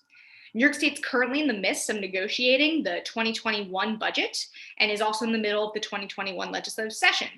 As the state is looking to move forward from the pandemic and put New Yorkers back to work while addressing the global climate crisis, this budget season and legislative session offers key opportunities for New York State to lead.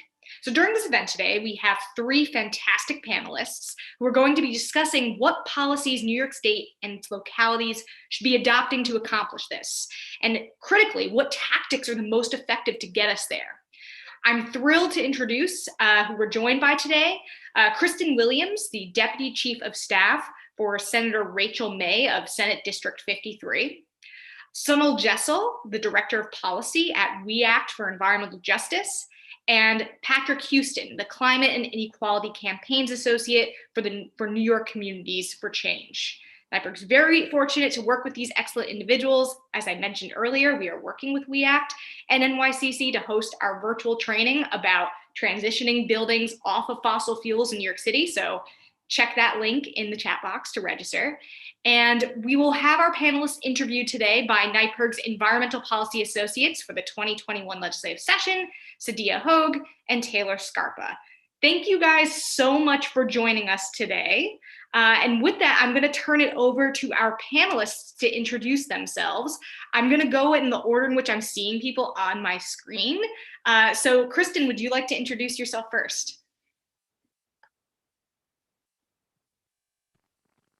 Hi, everybody. I'm Kristen Williams. I'm Senator Rachel May's Deputy Chief of Staff and Director of the Albany office where I'm based. I've been working in the legislature for about 10 years, previously in the Assembly for Dee Dee Barrett and also for Assistant Speaker Felix Ortiz. where at that time I introduced for Felix the Fossil Fuel Divestment Act, which was he was the first member to carry that bill. I'm aging myself, that's going back 7 years now. So I kind of like to count that as a start for my time at really focusing on environmental legislation, although Felix really did have a lot of good environmental policies as well. So I am a staff person inside the legislature. Now for Senator May, this would be her 3rd year as a senator. My role is to focus on the environment, energy, and ag policies and legislation and action for the senator. And so not just coming up with the idea, developing the legislation, but helping get it across the finish line, which I know is part of your role here today to learn more about how you can increase your role in that effort. And I think that's fantastic. And I really applaud you for spending some time to think about this and to devote your energy to it. And I think I'll let the next person go. Thanks so much, Kristen. Patrick. Hey everybody, how's it going? Everybody hear me okay? Okay, great. Hey, Patrick Houston here, he, him, his. I work with New York Communities for Change. Very happy to be here. And New York Communities for Change, we are a public advocacy grassroots organization based out of Brooklyn, New York, but we do most of our organizing in New York City and in Long Island. We organize predominantly in Black and Latinx communities, low-income communities across these locales, and towards a range of issues on racial justice, economic justice, and climate justice.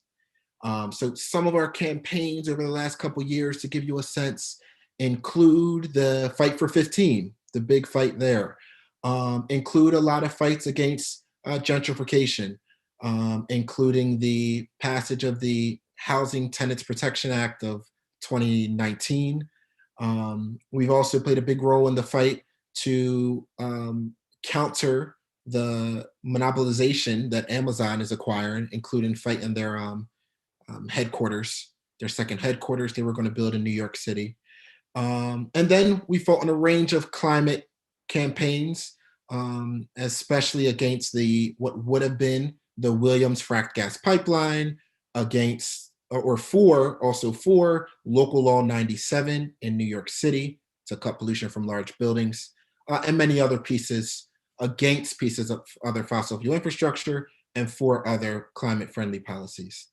And then finally, we do all this through, which y'all are all very familiar with at NYPIRG, putting people in the streets, putting people into the offices of elected officials, writing letters, making phone calls, and other forms of direct civic engagement.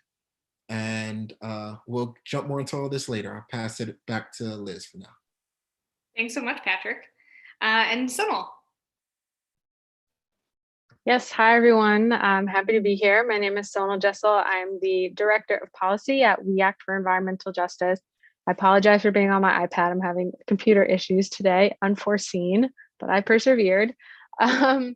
So We Act is a community-based organization, a grassroots organization that's been based in Harlem, particularly in West Harlem in New York City since 1988.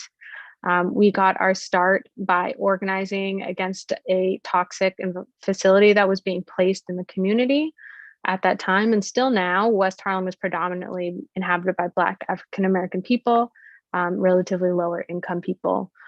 So to this day, we still organize against environmental injustices and acts of environmental racism in New York City, New York State, and we even work in DC. We have a federal policy office now too.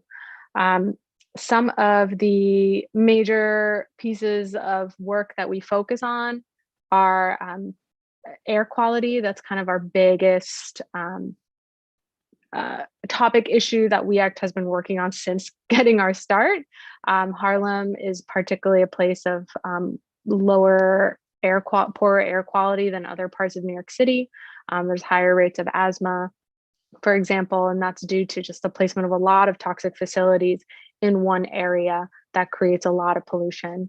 Another thing that we focus a lot on is healthy housing, that people, no matter what your income, no matter what your race, have a right to a healthy home free of lead, free of mold, pests, toxins, that has adequate energy, and such. And so particularly we focus on public housing and lower income housing in New York City for that.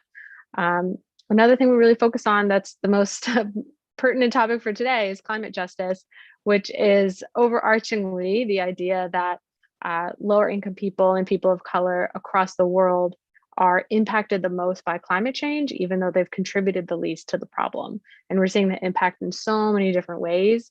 But a lot of it is really and WEAC's focus is really on how it impacts people's health, whether that be the direct health impacts or the longer term impacts that we see.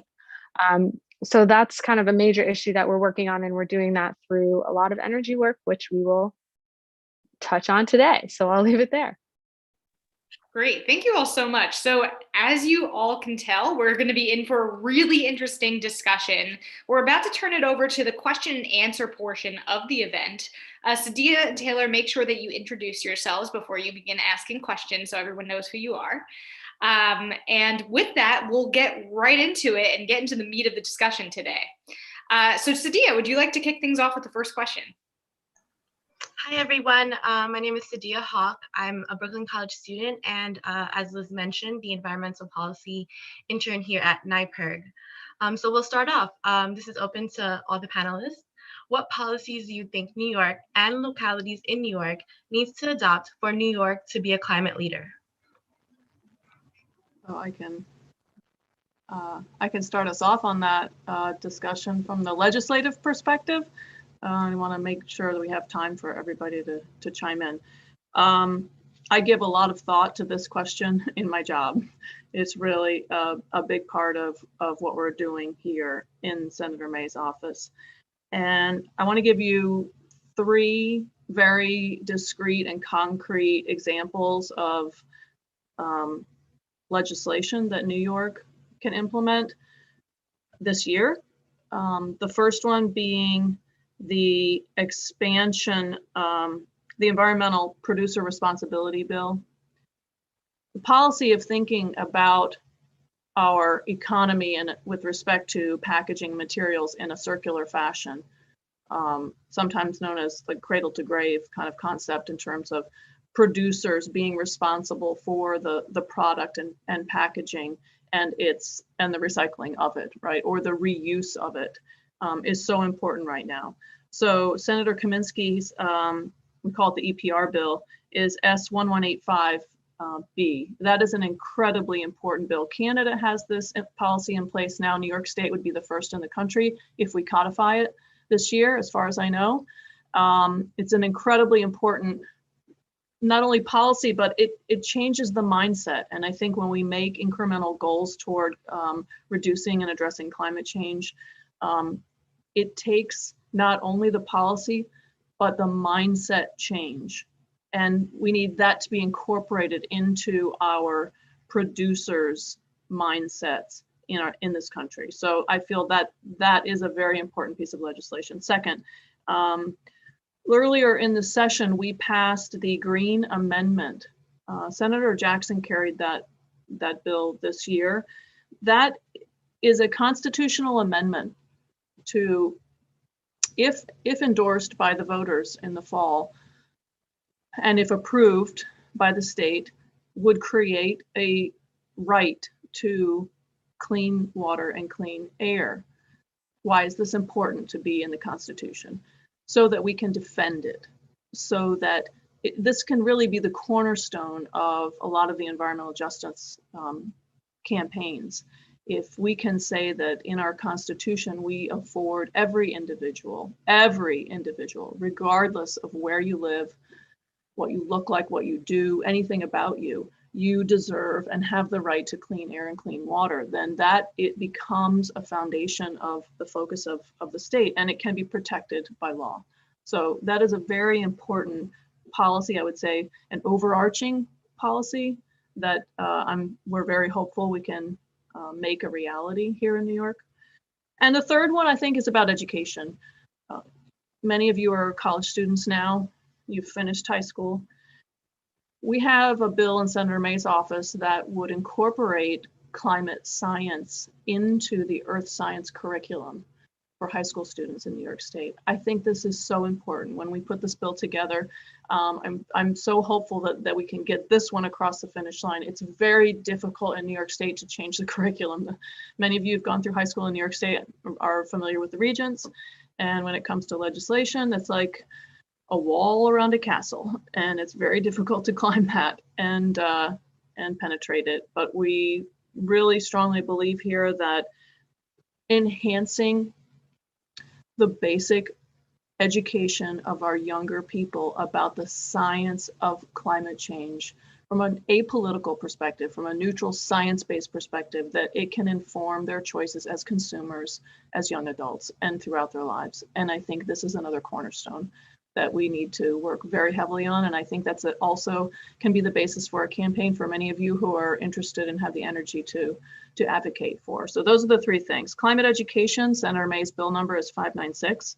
The EPR bill, S1185B, is Senator Kaminsky, and S528, the Green Amendment, is Senator Jackson in the Senate. So those are the three. I just want to give you those three key policies, and I'll pass it on to someone else. Yeah, I can jump in. I'll piggyback off of what Kristen said. The education bill is something that WEACT really supports and is happy to see. We do have a strong education component in our work where we're trying to build up young people's expertise in environmental justice and leadership within environmental justice. We have a whole program for that. So if anyone's interested, you can find it on our website. It's called the Environmental Health Justice Leadership Training Program, EHJLT. It's a mouthful. But in addition to that, I'll say one thing that's really important that is true, not only in New York City and state, but across the whole country, that WEACT is really interested in, is thinking about cumulative impacts. So how are communities affected when not one toxic facility, but 2, 3, 4, 5 of them are placed in their community? And what is the cumulative health impact of that? What is the cumulative impact of dealing with all of that air pollution? So a big pillar of the work lately, and New Jersey really led this with passing a similar bill last year, is the idea that in order for facilities to be placed in a community, they have to prove that they're not adding to this already existing terrible health burden for a community. So that bill actually exists in New York State, and it's part of a package of a bunch of environmental justice bills, and it's called S1031B, and it's led by our majority leader in the Senate. And this overarching idea is really important, not only for New York State overall, but New York City, because every single locality would be impacted and improved by not having a 10th facility placed in their neighborhood. So that's one that we're really pushing forward.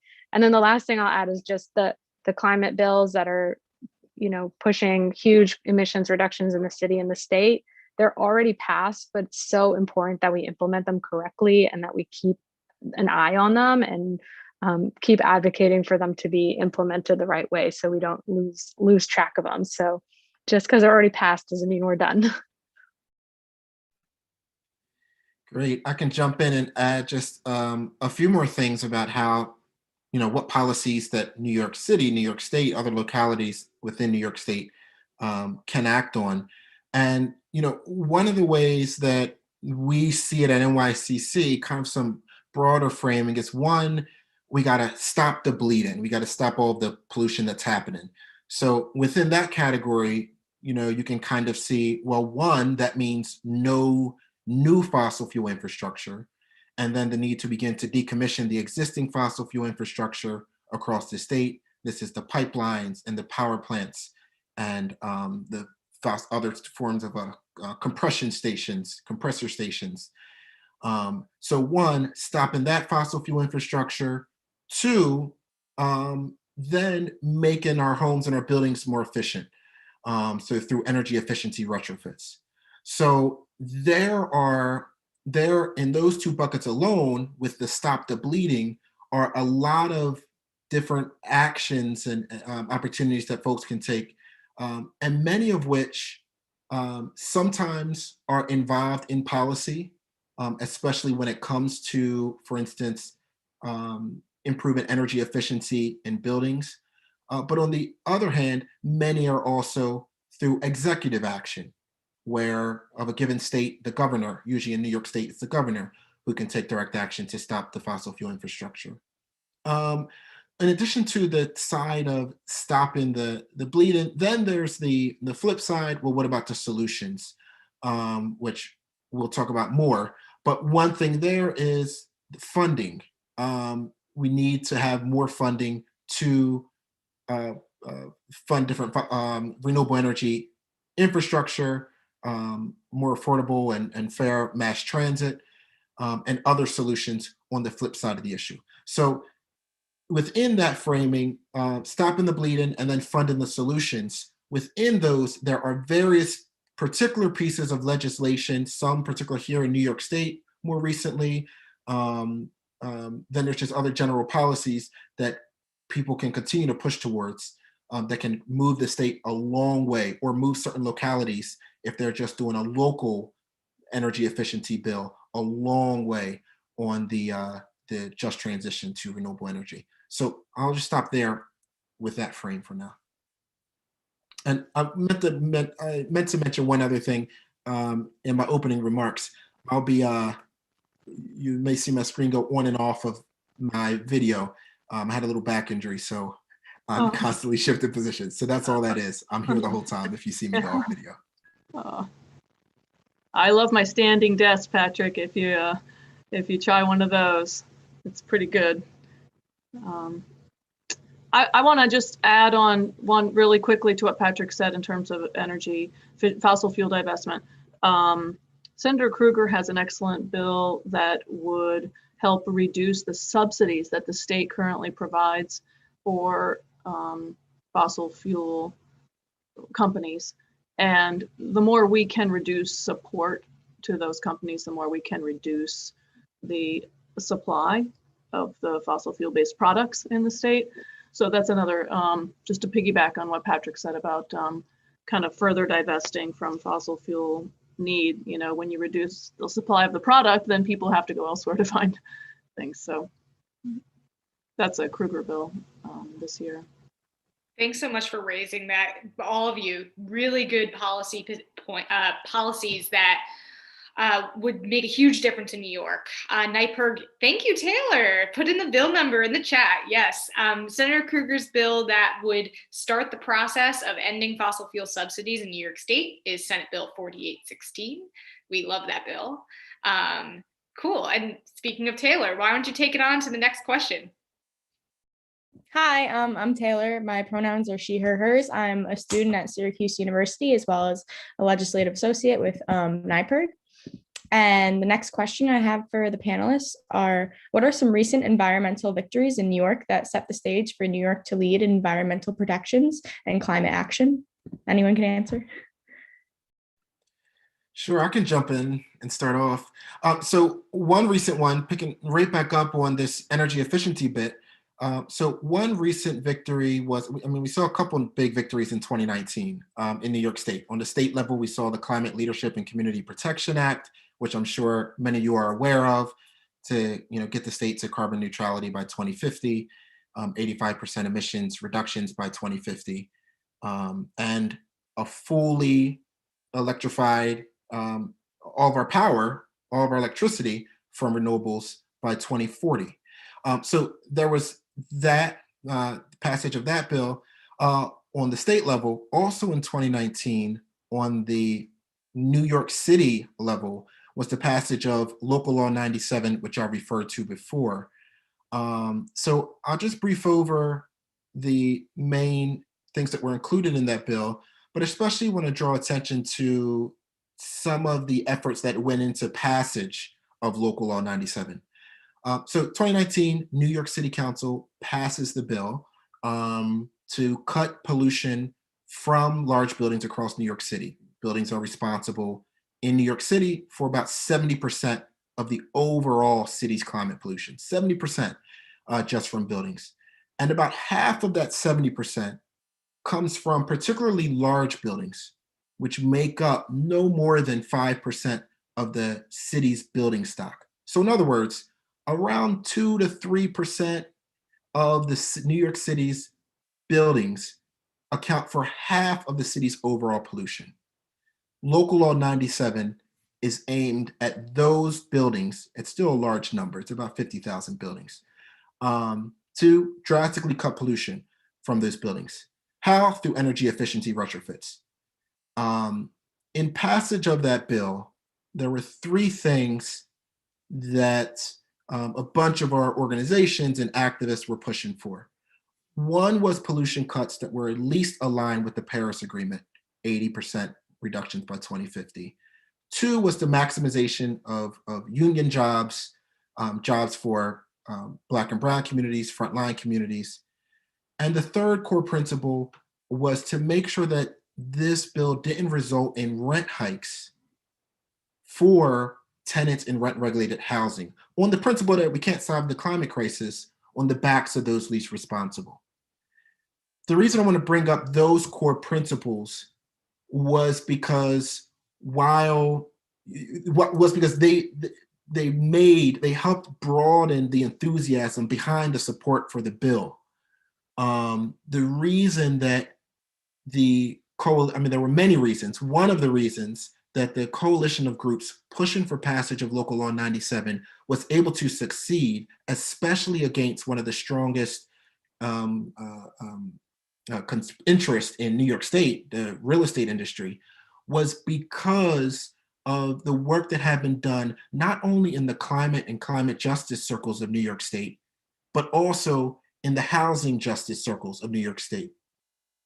And so, last part here, there was a moment in the push for passage of Local Law 97 where the real estate industry was attempting to say, well, if we can't include all buildings, even rent-regulated buildings, then we have to include all rent-regulated buildings, or we can't do this. And it sounds right. It sounds like, yes, it's a climate emergency. We have to include all buildings, of course. But really, that was one of the tools that they attempted to use to nix the bill entirely. Because there was such a powerful housing movement, it was able to complement the climate movement in this push to ensure that the bill did not result in rent hikes for low-income tenants. And so everyone saw through the real estate industry's dishonest attempt to kill the bill by making it appear as if they were more interested in the biggest climate action. So I say all that to say that it was a victory because one, because it was the largest municipal level emissions reductions bill in the world. I think it might still hold that. So that's that very real benefit. Two, it's going to create over 130,000 jobs by 2035, so long as it gets implemented correctly, which there's an ongoing fight around that now. But three, also just to emphasize that the movement and the intersectional movement that was behind its passage and how critical that was. I think Patrick pretty much covered it. Those are the two big bills, the state climate bill and then Local Law 97, the city bill. I'll just add another one that I was excited about that just passed was the Renewable Rikers Act. It's almost completely passed, but this is gonna not only help codify that Rikers penal colony, a terrible place in so many different ways, is closing by 2026, but that it's going to be replaced by something that will generate something good for communities. And particularly the way the law is written is that it's focused on putting solar panels and other sort of environmental things that are needed, and that powers communities that have been most impacted by incarceration, particularly Rikers penal colony. So I'll just add that, piggybacking, as that was an exciting one. I think the one thing I could chime in there on would be the closing the fracking waste loophole bill that happened last year. happened that my boss, Senator May, carried that bill, although she, as a new senator, it obviously wasn't her bill initially. That was a challenging bill to get through. It languished in the Senate until the Democrats restored the majority. And at that point, the ball started rolling for a lot of issues like this one. And we were able to see that over the finish line. It was such an incredible time. And there was a little story behind that one, but we should maybe tell that a little bit later in the context of one of the other questions. But it does involve the role of advocates. So closing that fracking waste loophole is important. But again, as did I say her name, Sonal, if I'm saying your name correctly, as she mentioned, we're never done when the bill gets chaptered, and that is it can be a symptom of not a regression, but just you work so hard to get something done, right? And then afterward you realize, okay, we really need enforcement of this, and closing the fracking waste loophole and keeping hazardous fracking waste out of the state is going to require commitment on the part of DEC to continue to enforce this bill, right? And so that is equally as important as actually getting the bill passed. Enter advocates, so I'll just leave that piece there. So moving forward, can you give examples of environmental campaigns and tactics that lead to victories, and what tactics do you think are most effective to influence change?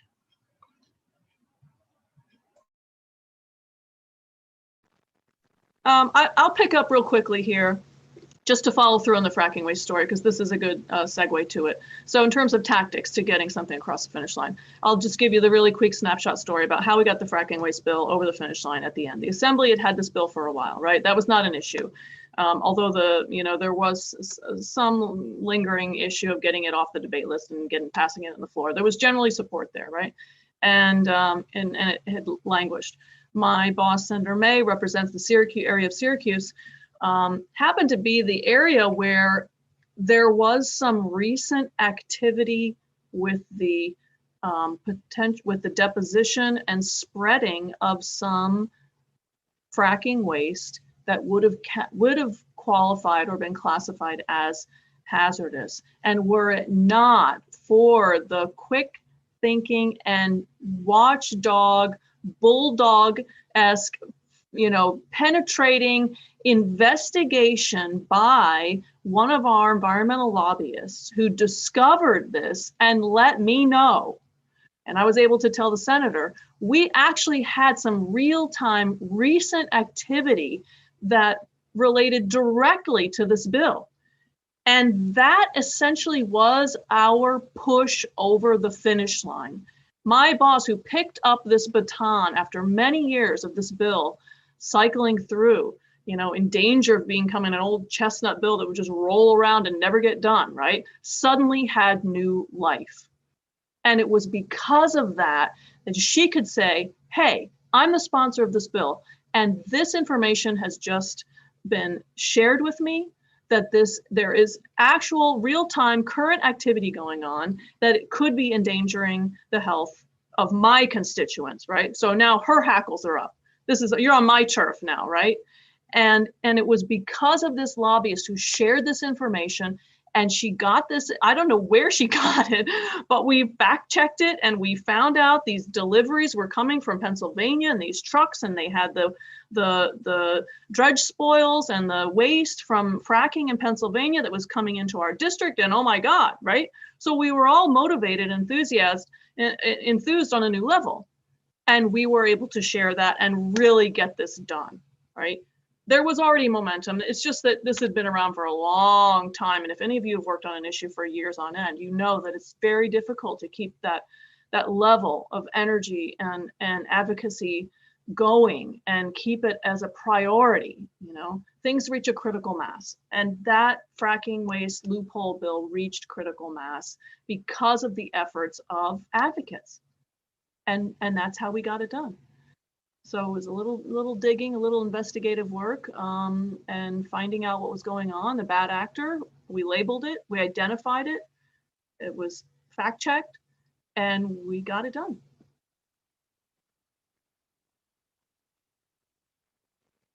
I don't know if anybody else wants to talk. Yeah, that was great. I love hearing that story. I'll just say kind of one thing that we always tell our members, and when we're doing advocacy training with our community members around moving items forward, is that their voices are so important and really help move legislators to do something. And I think that's something that we've seen consistent results in over and over and over again, as WEAC's been around for quite a long time and been doing this for quite a long time. And our, the staff like me and like our other coworkers that are kind of doing the sort of advocate work that Kristen is talking about is happening. But what we also need to help get the attention of people is the stories and is the experiences that people are really dealing with, that helps put an issue that we're trying to put forward into perspective of like, oh, this is a human thing. Oh, this is like actually a problem. This isn't just advocates being advocates and people just wanting to like pass bills because we want to do it, but we're addressing a very specific need. And through our community members testifying, writing letters, telling their council members or their, assembly members or the senators why they support something, that really helps move something forward. It really, really does. So that's just another piece that I'll add there. I don't have too much to add here. Kristen and Sonar covering so many of the critical things. I guess the only thing, the one thing I would add is when there is the capacity and when there are the resources, and all of the above in terms of the options that can be taken, and all of the above approach has often proved worthwhile. So that is, should we lobby at their offices, or should we hold a rally? Should we hold a rally, or should we get a bunch of people entering op-eds? Should we do a call-in day to the main target, or should we visit their office? If you can muster all of these approaches, and of course, there's a lot of different considerations that can go into what is the sequence of all of these different actions that you want to take. But a lot of these campaigns are longer term. And so a lot of them, they might start out with the more general task of information gathering and then lobby meetings with your elected officials and targets. But as these campaigns go on and the opposition gets stronger, in our experience, if you can compile an all of the above approach over the duration of the campaign, that often ends up helping have the necessary overwhelming effect that a given elected official or body of government can't deny, even when some other interests are constantly in their ear asking for the contrary.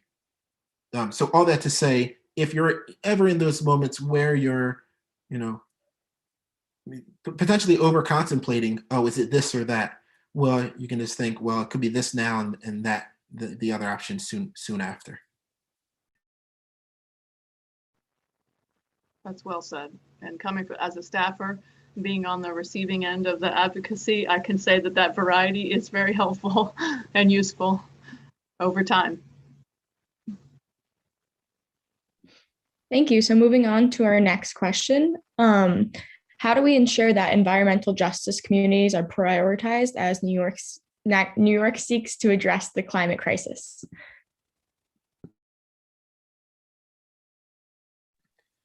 Yeah, I guess there's a lot of ways. I think just overarchingly, them being centered in all of the solutions and all of the topics and all of the laws and all of the policies is always the way to go.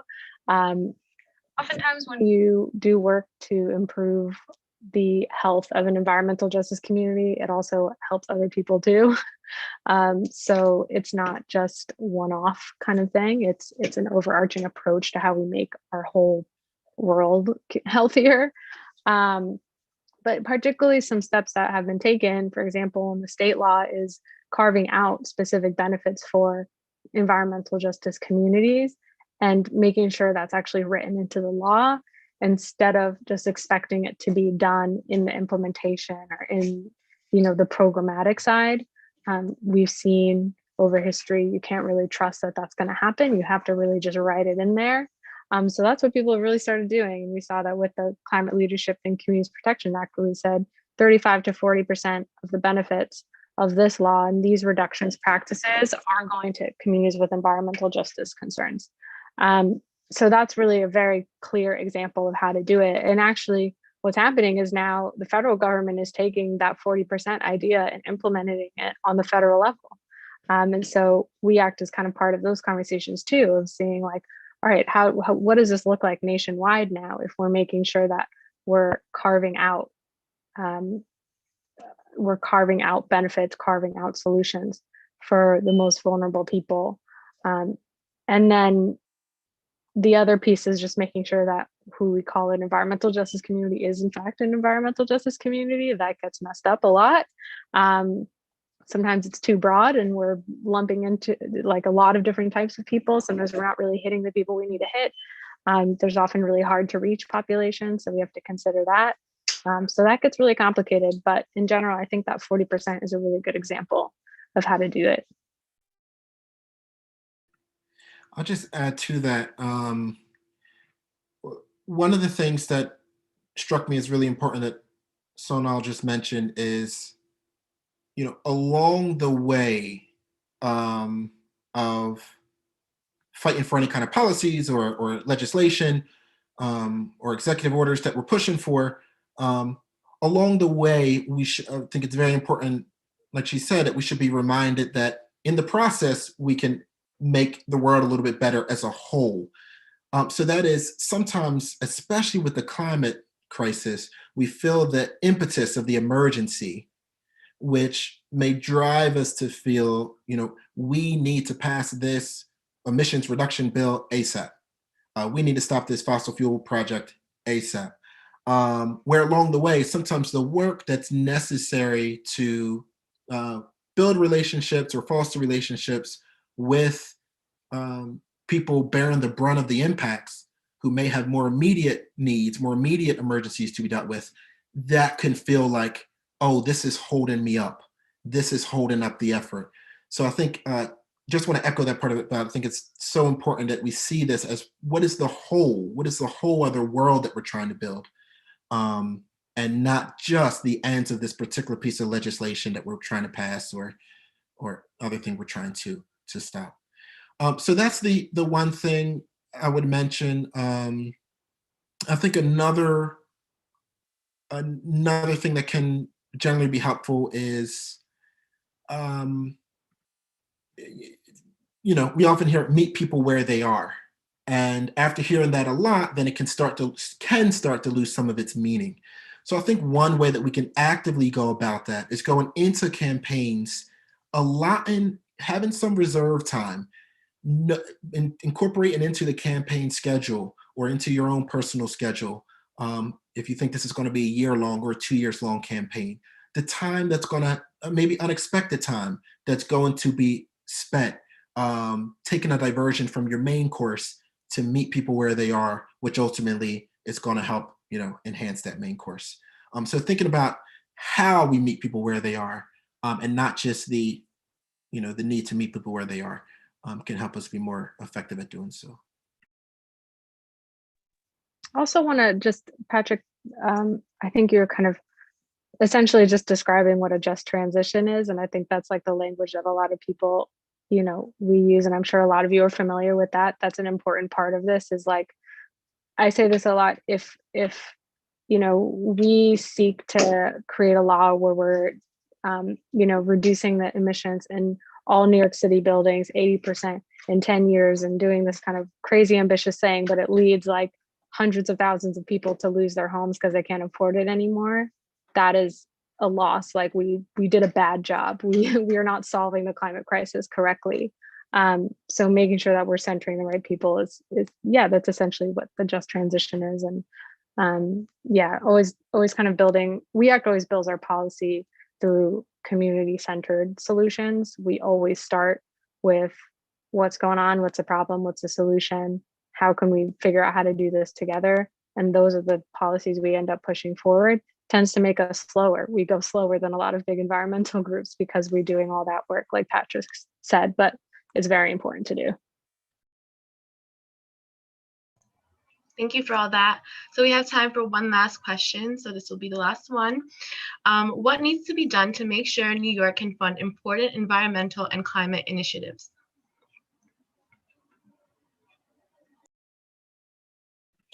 I'm happy to jump in on this one. It's a really good question. And it's, one of the core obstacles that we face in New York. It's one of the core obstacles that we face in so many locales.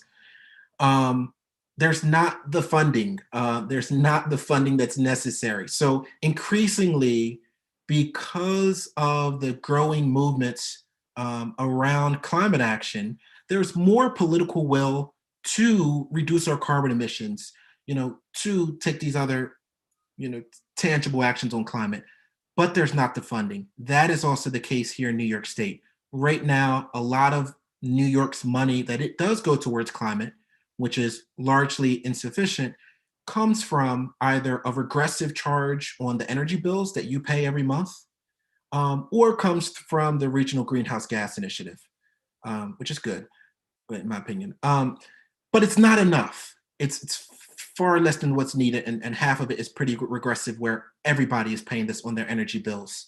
And a lot of times that money that they're paying goes towards the perpetuation of the fossil fuel infrastructure that we have.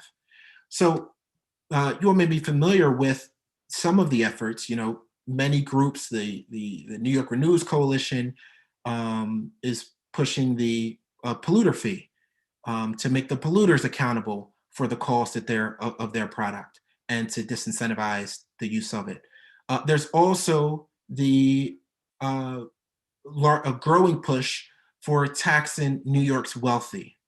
And so this is a method that can both address the need for massive funding for climate action and a just transition, but at the same time, address some of the deeper causes of wealth inequality in our state right now, with 1% of, this is before COVID, 1% of New Yorkers bringing in about a third of the income. And so that is one of the main reasons. I jump on a personal level quickly. One of the things that motivates me so much about the climate crisis is, as daunting as the crisis is, it also presents these massive opportunities where we can start to undo the economic inequality that's been sinking its teeth into our system since the 70s, and address that while we're also addressing the racial inequity that's tied to that economic inequality, and address the climate emergency. And so now there's a package of bills, 6 bills in New York State by various groups called the Invest in Our New York package. It's 6 bills that will bring in about $50 billion per year, not just for climate, for a range of issues, by taxing New York's ultra wealthy through 6 different mechanisms. So I think that's one of the most critical ways and biggest opportunities to address a bunch of issues in one shot. I agree 1000% on that in terms of the revenue generation by taxing the highest percentage earners in the state. The massive equity can be achieved in real time. And we talk about how some of these projects are long-term, but we're talking in a few years, you could generate without harming the wealthiest, base assets. You could really make advances. So I would wholeheartedly agree with what Patrick said about those, that particular category of revenue generator through taxing the ultramillionaires, the billionaires. We have a huge number of billionaires in our state as well. It's incredible to believe. New York has many assets: natural resources, monetary resources, everything, human resources. And I would just add to what you've said in terms of funding. We have an EPF that's funded at $300 million a year generally.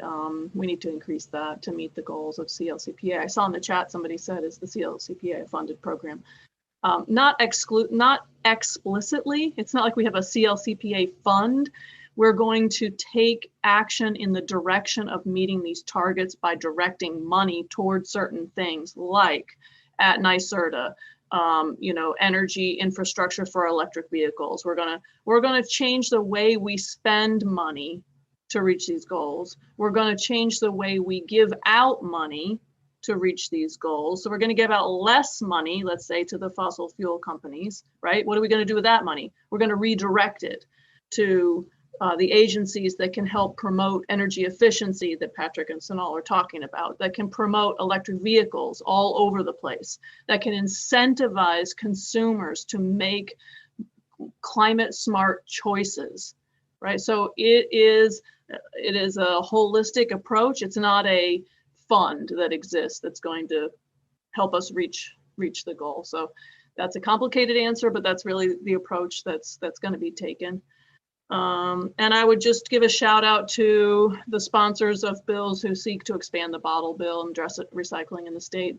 There's a lot of money being left in the garbage right now when it comes to returnable bottles. And Senator May sponsors a bill to add hard cider to the bottle bill. The governor himself had introduced in previous years language that never went anywhere to expand the bottle bill to all the other glass, hard liquor, sweetened beverages, etc. We're just not getting there fast enough. There's really no reason not to do this. And the municipalities are hurting because they don't have markets for the things that we supposedly recycle, especially glass.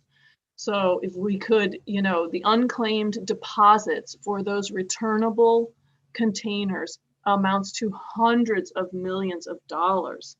So these are areas that you can advocate for. And I know we're running short on time, so I want to make sure that I tell you guys who are the future of advocacy in New York State and our country.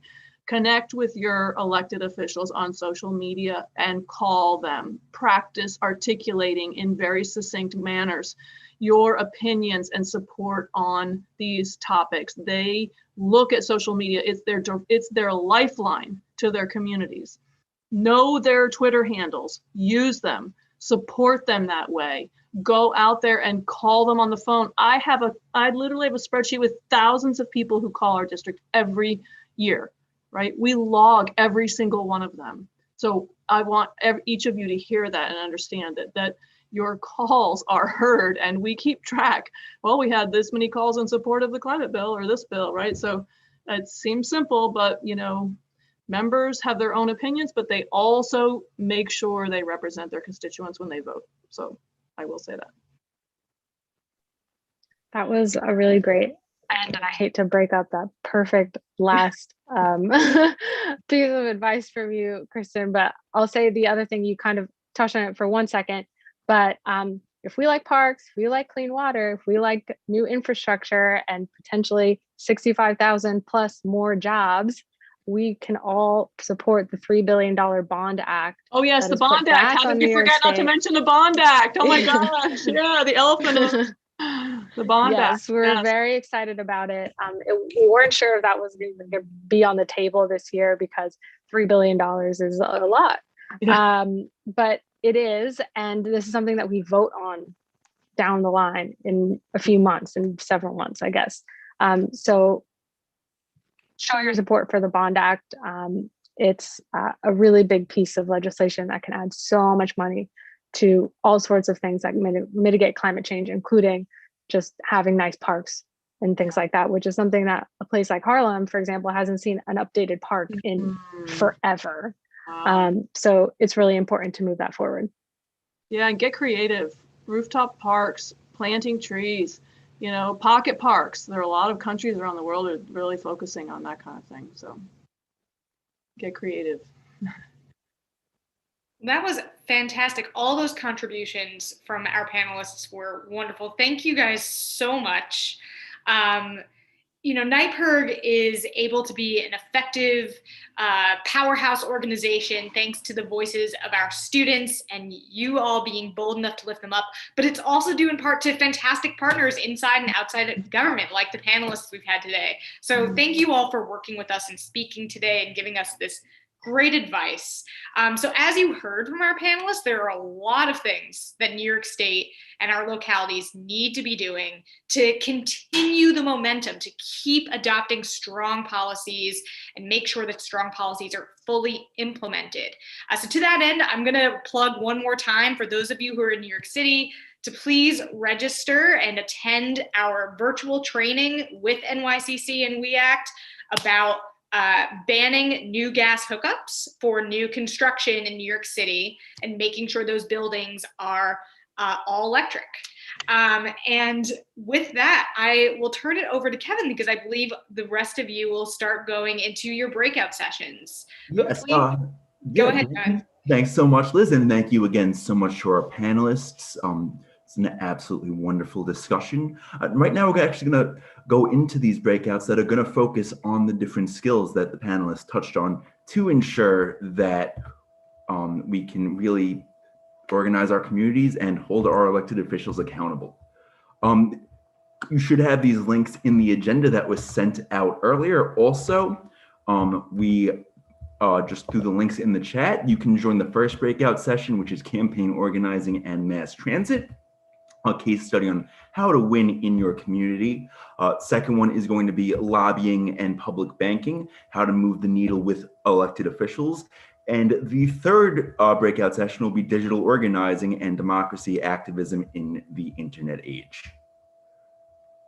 So again, please make sure to go to these breakouts right now. If anyone has any issues, please let us know. And want to say thank you so much for everyone that joined us via YouTube and live stream. We'll be ending the stream right now. If you'd like to join the breakout sessions, the agenda is linked right under that live stream. So again, thank you so much, everyone.